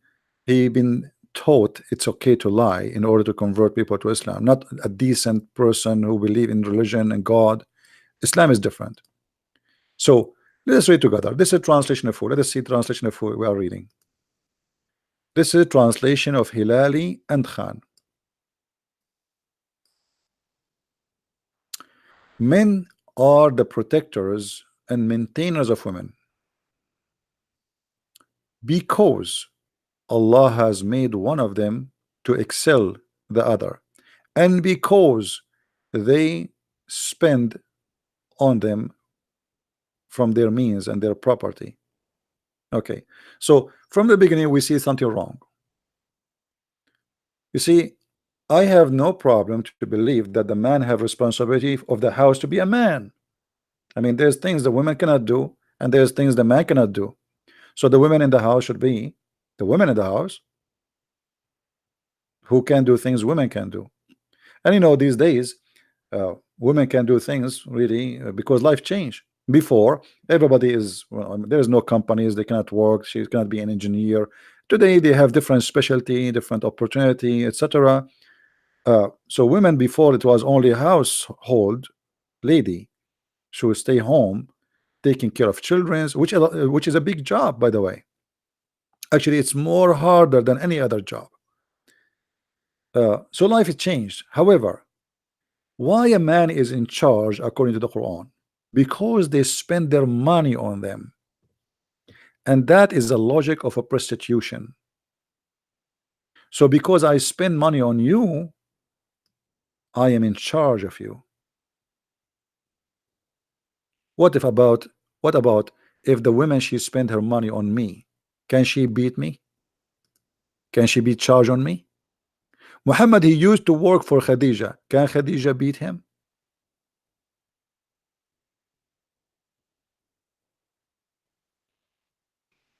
The one who said he wanted to translate my book to Tamil, you can text me in Skype, my friend, and we will talk about it. So look at the funny logic. So Muhammad here is preparing us to understand why the man, he can beat his wife. And why? Because Allah, he made the man excel, number one. Number two, he spent money on you. Like, hello? I mean, why you don't want to understand? This guy, he spent money on you. But that's me in Islam. Look at the woman as if she is a whore. I spend money, I expect a service back. And what is a service? What is the service will be given to me? It's in the rest of the verse. Therefore, see here, see what I'm saying? Therefore, so what Muhammad is preparing for you is why and what for and what is the reason. So therefore what? Because he spent money on you. Therefore, righteous women are the one who is obedient. So I spend money on you, you are my waitress now. Bring this, do this. This is the logic of Muhammad. I spend money on you, in return you are my slave. Obedience. And obedience here in which way? I mean, I don't mind, by the way. The Bible teaches us that the man is the head of the house. But look at the logic. In the Bible, the man is the head of the house, but the man, he have to give himself to his wife the same as Christ he gave himself to the church, which means the women in Christianity is equal to the church. The man is the head of the house, the same as Christ is the head of the church, but Christ, he gave himself to the church. And this is what the man should do. He is there to do a sacrifice, not to be God of the women. And there's a huge difference. So Muhammad saying to you, because the women, you spend money on her, now we can order her and she have to obey me. And what else? What if she don't obey me? We beat them. And here you see in the translation, the Muslim, when they lie, is right away they start adding between two bracket, first and second and third. Okay, what is the first? If you see ill conduct, like what? Hey, my wife makes some tea for me. Oh, why you are slow? I scream at you and you answer me back. I'm busy. That is rebellion, ill conduct. Some Muslim, they lie, they say this is about cheating. If a woman, she cheat in Islam, if she is married, the punishment is stoning to death. They lie to you. This is not about cheating. A bunch of liars. So if you see ill conduct, but by the way, in Quran it doesn't say that. It says وَاللَّاتِ تَخَافُونَ نُشُوذَهُنَّ, those who you may fear that they will do rebellions. Like they answer you, as an example. You say something to them, they answer you back. You fear they did not do it yet. Let me show you something. If we change the translation, have you ever heard of a Quran, of a book? If we change the translator, we change the Quran. That's happened always in Islam, because all of them, they are lying. This is Hilali translation. Let us go to different translator. Let us choose anyone. Biktal, Muhammad Biktal. Look, we choose Muhammad Biktal. The translation is different. Men are in charge of women because Allah has made one of them excel in the other, because they spend of their property to support the women. So good women are obedient, guarding secret in which Allah has guarded, as those whom you fear. They did not do it yet. You fear. I mean, imagine the madness. You fear their rebellion. Like, hey, wife, make some coffee for me. She didn't do it right away. She is hesitating to do it. She is like going slow.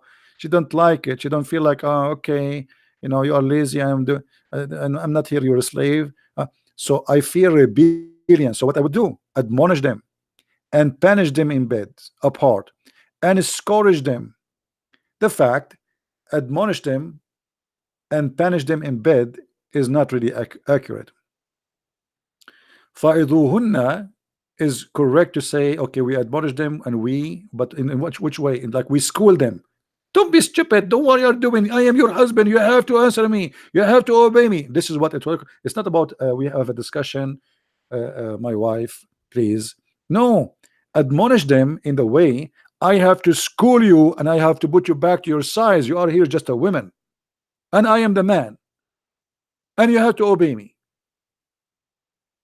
And then, if still that does not work, you jail them in their room, not you stay away from their bed. That's a lie.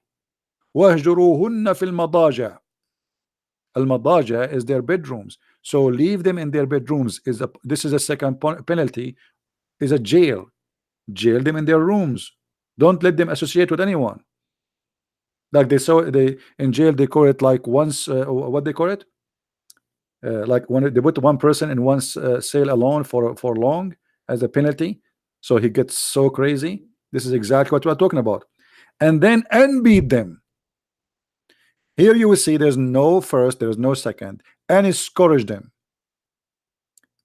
The madness and the lies went so far to the point some of them they say to you the word daraba means stay away from them. Already the Quran said stay away from them, jail them in their room. And the word daraba, wadrubuhunna, not stay away from them. The Arabic is so clear, and not a single scholar ever in the history of Islam took it as stay away from them. The word daraba, daraba is to hate something by something. Scourge them, and if they obey you, seek not punishment against them. Okay, so what the point of scourging them is to force them by violence to obey you. And what is the reason and what is the logic of Allah? Because they spend money on you. So the man, he spent money on the women, so she became his property, and she is like a cow. You are mine. I spend my money on you.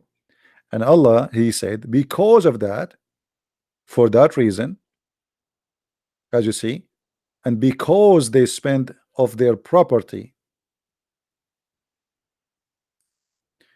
So in Islam, when the women she get married, she is not really getting married. She is signing a contract of employment, and the contract is as the following: I pay dowry for you,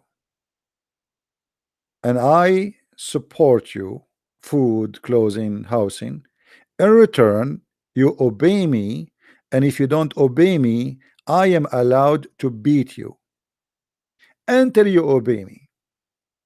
So each time each time you disobey me, I will beat you up.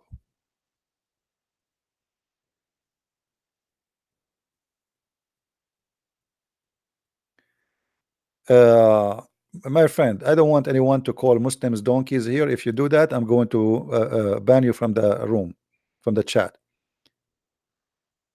Don't call Muslims donkeys. If somebody is acting like a donkey, call him a donkey.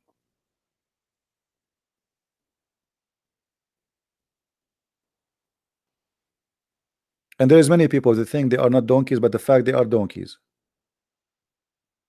If somebody doing stupid something, say, okay, what you are saying Muslim donkeys, what does that mean? Is that going to help the Muslims? Is that going to make them not what you think?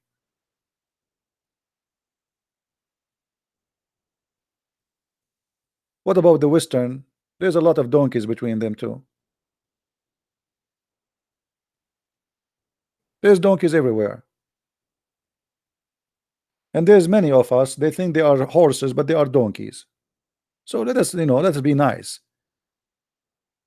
Always, always, from their fruits you shall know them, individuals. There's people everywhere, they are good, they are bad. So it's not his fault that he's born of a Muslim family. It's not your it's not because you are good you are born of a in a different world. You are lucky. If you are born in Pakistan, you will be like them. Anyway, so the Quran, the way the Quran try to justify things is showing you how evil this book is.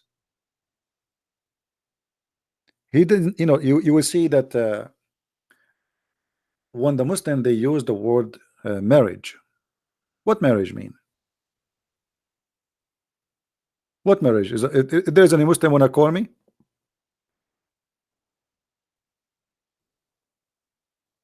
Any Muslim wanna tell me what is marriage? There's no marriage in Islam. And not only that, the Quran went so far, and Muhammad he went so far, allowing Muslim men to rent women. And not only that, they use the word rent with no shame. You see, I'm not saying, I am saying they rent. They, Muslims, they agree that their God allowed them to rent women.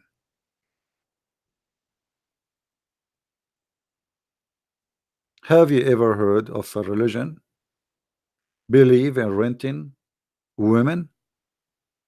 And it is the teaching of Allah. And that explain what is behind the mentality of beating the women who you rented. Look, this is a Muslim website. I just opened it. And the guy, he came in my face. Yeah, they have a new project. What about beating women? All right. Islam legalized muta, and muta is what? Is about hiring women for sex, not marrying women. Muhammad, he legalized sexual activities without marriage, and he called it marriage. So if you go down a little bit, you will see the Muslims, they are explaining to us what Islam legalized. Read carefully with me. In some work, a special term is applied to women who participate on muta. Muta means pleasure. Musta'ajara, translation, or rented women. You believe it? We have God, who his name is Allah, and his prophet is Muhammad. He is allowing you, educating you about how to rent a woman. So there is no marriage in Islam, it's a rental.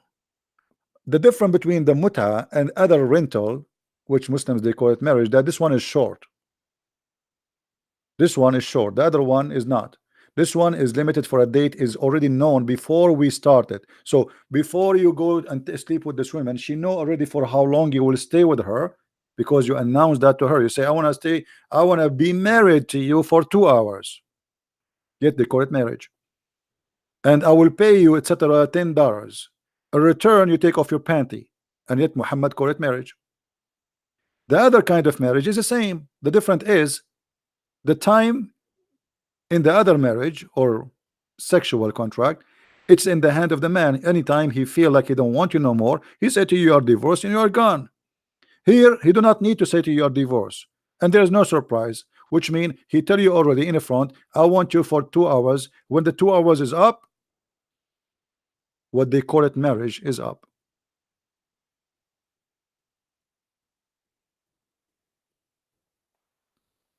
So don't fool yourself and believe that Islam believe in marriage. This is not a marriage, it's a sexual contract of living together between a man and the woman. The woman, she is the employee, and the man is the employer. And because he is the employer, he have rights over you. And the rights is when he asks you to take off your panty, you take it immediately. And this is why Muhammad, as you see, my friend, I'm not making things up. Muta is a kind of rental, because in general, man's basic aim is the kind of marriage, in this kind of marriage, is sexual enjoyment of the women. In return of his enjoyment, the women receive certain amount of money or a property. Let us go back to the Quran. Quran say the same. Because they spend their property on you, in return he can beat you. It's all about money. The one who have money is in control.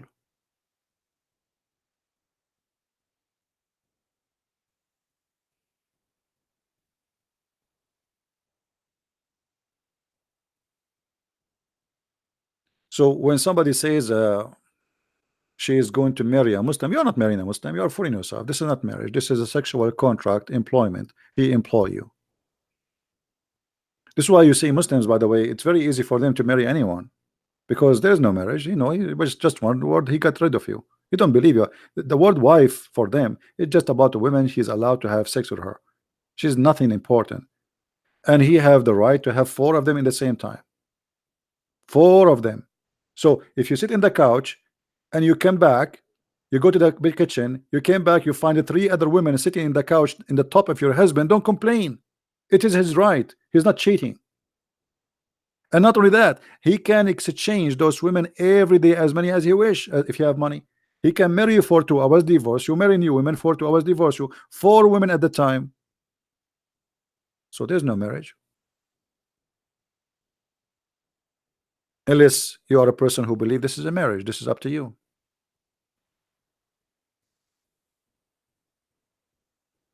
While in Christianity, the Bible says that the man, he leave his family and he go to with his wife and they became one, echad. The Quran says the man, he will marry 4 women, have sex with them, and he can get rid of them as fast as saying a word. You are divorced. You see how easy it is? And actually now the Muslims are even allowed to divorce you by a text message. You believe it?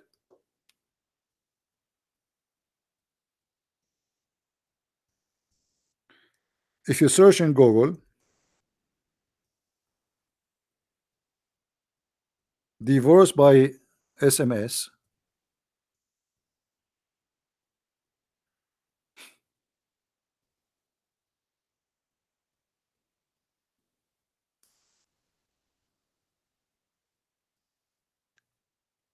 he divorced her via text message several times.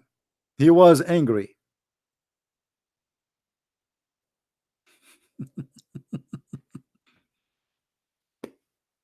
I am an American. I have a question about my marriage. I got married 3 years ago, very ignorant about talaq. So look like this is a victim of Islam. And how many times your spouse to say it, and when you are a spouse to say it? Somebody told me that I am supposed to say it 3 times in order to get divorced with someone. And in my mind, I thought you were supposed to say it 3 times or one sitting in order to divorce your spouse. First time I said it was with text message, and this was when my wife was in India. I cannot exactly, so he's an Indian Muslim. I cannot exactly remember why I texted her. Guys, he don't even remember why he told her you are divorced. Text her, you are divorced. He sent her a text message. And I text her twice, taliq.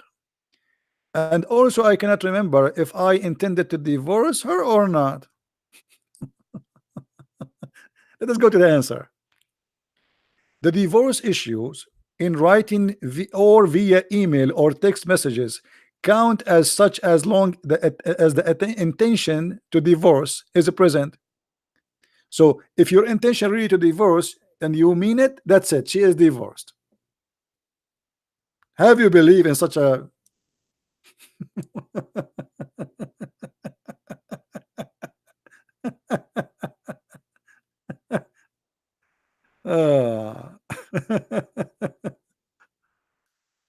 what is the marriage? I mean, what kind of marriage? I can send a text message to a woman, I married her, say you are divorced. I say taliq. That's it. It's over. No court, there's no need. That's it. I said divorce, you are divorced.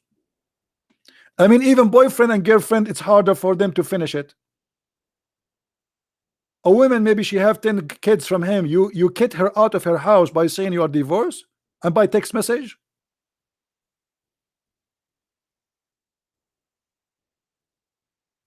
So when you marry a Muslim, you are not marrying. This is not a marriage. This is not even a boyfriend.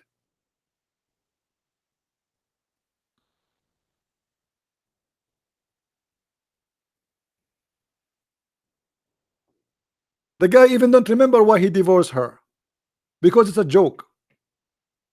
He get angry from you, he threat you, you are divorced, or now you are homeless. It's a threat. It's a terrorism. So women, she will never feel secure in her house. I remember a Muslim woman, she said to my mother, my mom, she was cooking, and this woman, she come to help her in the kitchen. She's a Muslim. She said to her, you know, you are lucky, you know, you're guaranteed that you will eat from your food. My mom, she thought like maybe she needs some money, etc. Said, what's wrong? Said, no, it's nothing wrong, but I'm talking about, like, you know, like you are not feeling your husband, he will get angry from you and call you, says you are divorced and you will not eat from your food. You know, she is very sad, because this is what happened to Muslim women. She is not sure she will eat from the food she is cooking, because he might any second get angry from somebody somewhere, and he call her, he says, you are divorced, get out, I don't want you. Or you call your husband in the wrong time, he's angry from somebody, he said, don't call me again, you are divorced. That's it, it's over. The woman, she is cooking from the food, she will not eat from it, she have to leave. She was looking at my mom saying, you are lucky, you know, you are for sure you will eat from the food you are eating. Imagine how much insecurity they have. This is why Muslim women, when they get married, if we can call it marriage, they try their best to save money from the behind the husband.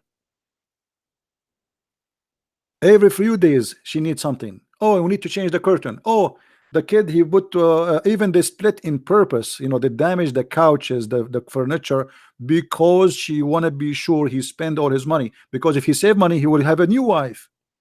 So the woman, she would do her best to keep the man bankrupt, because a Muslim man, he get rich, he go and buy a brand new wife, younger one.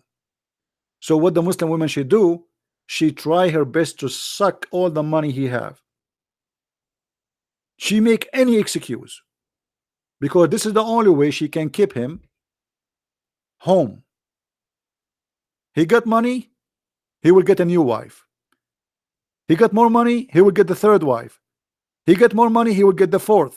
And after he got the fourth, he kicked the last one, which was the older one, because she became old now. And then he get the brand new one. So what they do their best to keep them poor. And not only that, they save money from their back because he might kick them anytime. So she said to you, oh, today I spend $100, but in fact she spent 20 because she's saving with her family from you, from your behind your back, because she don't know you might kick her anytime.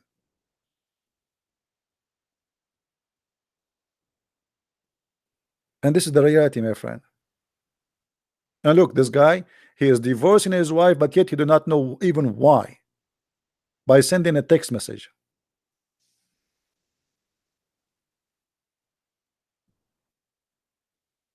This is not a marriage. Marriage is based on a value that we became united in the front of God, based on love, based on unity, not based that you are serving me and I own you and I can get rid of you.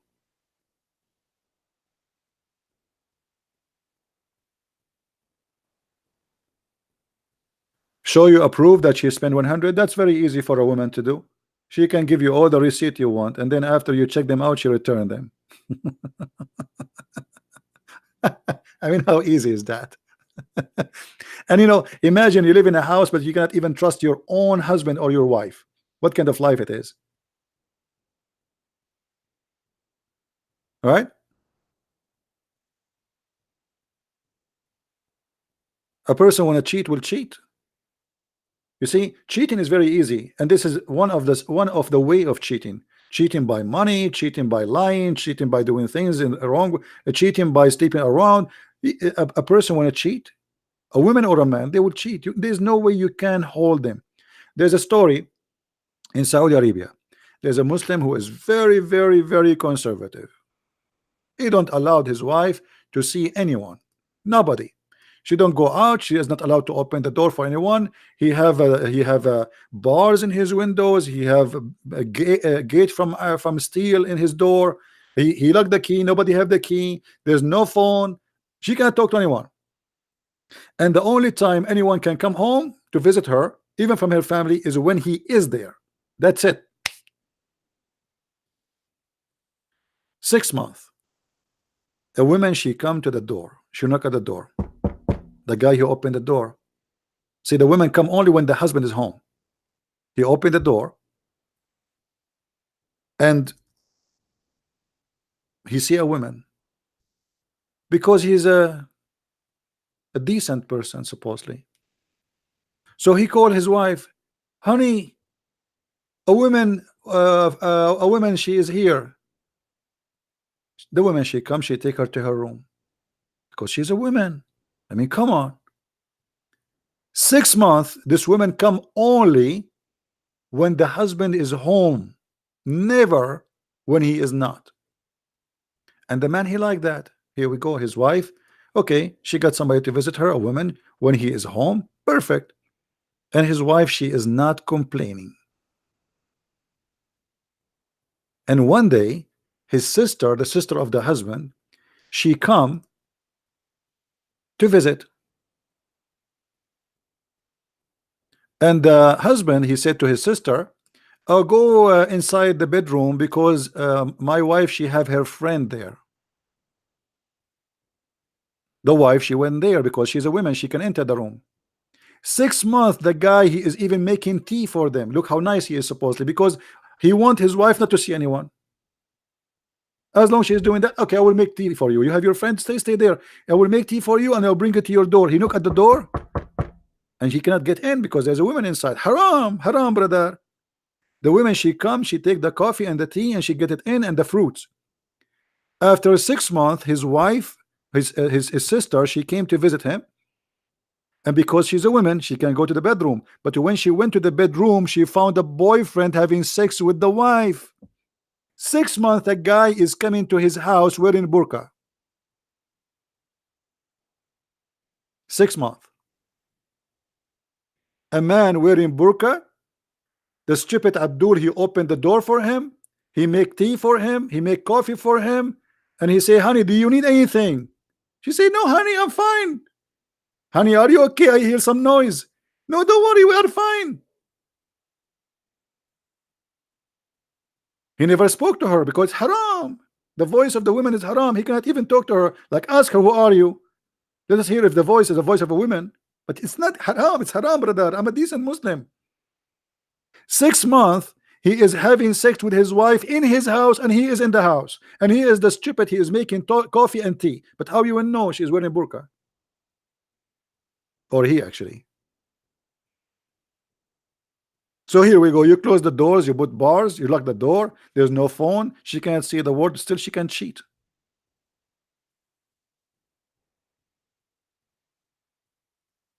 So burqa will not prevent cheating. Actually, burqa is the best way to cheat, because your wife, she can walk with a stranger in front of you and you will not know it's her. How you will know?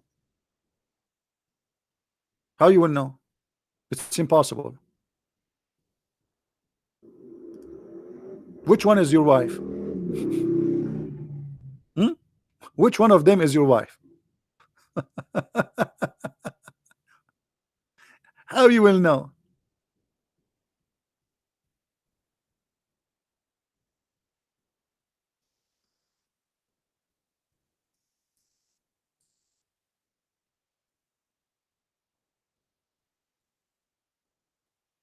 Madness. Actually, even in the Old Testament, you will see where it says that he thought she is a hooker because she was wearing a burqa. Because in the old days, uh, women who they wear burqa, they do it so nobody will know who they are. So they cover themselves so nobody will know.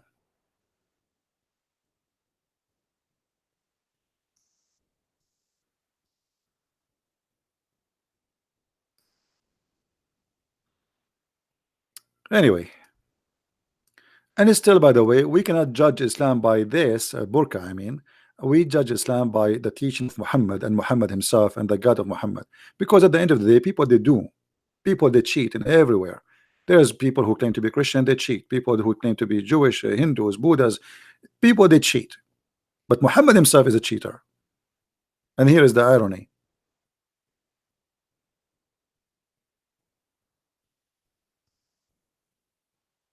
If the teacher himself is a cheater, so what we can complain about? Nothing.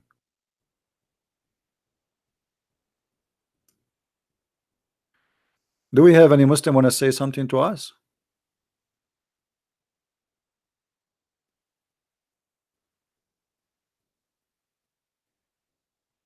Are you live streaming while open the studio door? What does that mean? What studio door? What do you mean studio door?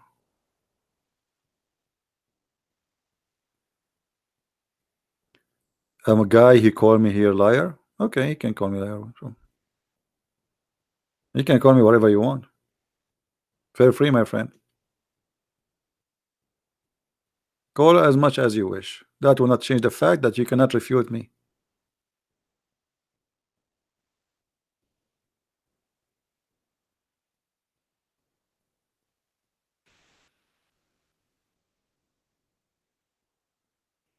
I don't know, Jeff. I don't know what they're talking about. But there is, maybe ISIS, they kidnap them, slave them. I don't know.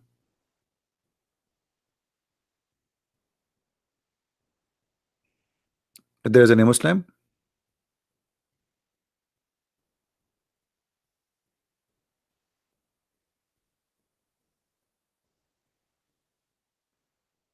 we have 13 dislike. That's me. We have 13 Muslims at least watching.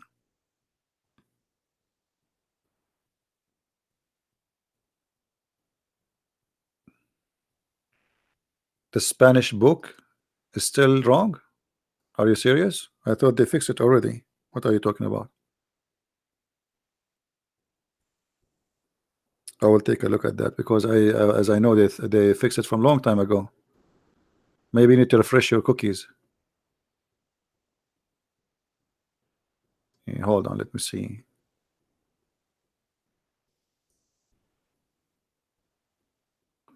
Are you talking about the new one or the old one, the first one?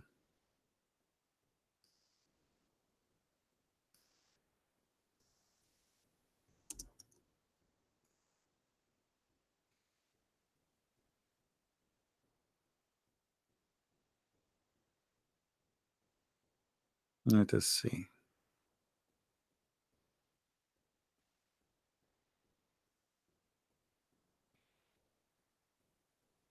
The new one.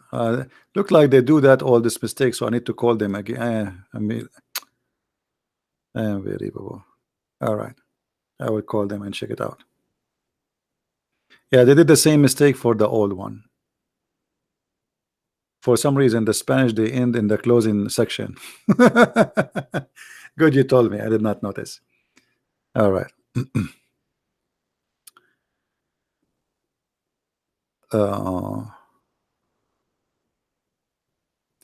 Do we have any Muslim would like to call us?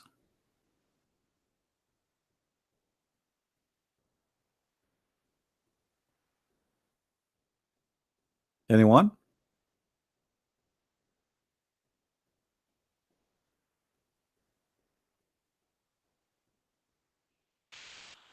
Anyway, I think we are done for today.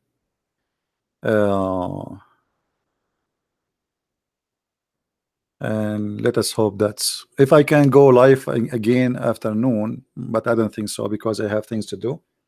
I will. If not, then guys, maybe until tomorrow. So I want to say thank you guys for being here. May the Lord bless you. Don't forget to download the video immediately after we finish. It take maybe 20 minutes for it to be ready, before YouTube have it all loaded. Always when we stay more than 2 hours, YouTube it take longer. YouTube shows only 2 hours, the last 2 hours we did. So if we stayed more than 2 hours, just wait for 15-20 minutes until all the video load, so you can watch it all and you can download it all. All right, so I want to say thank you guys for being here. May the Lord bless you, and I hope to see you soon again. And with this we say Christ is Lord and Islam is false, and see you soon. Take care. Bye bye.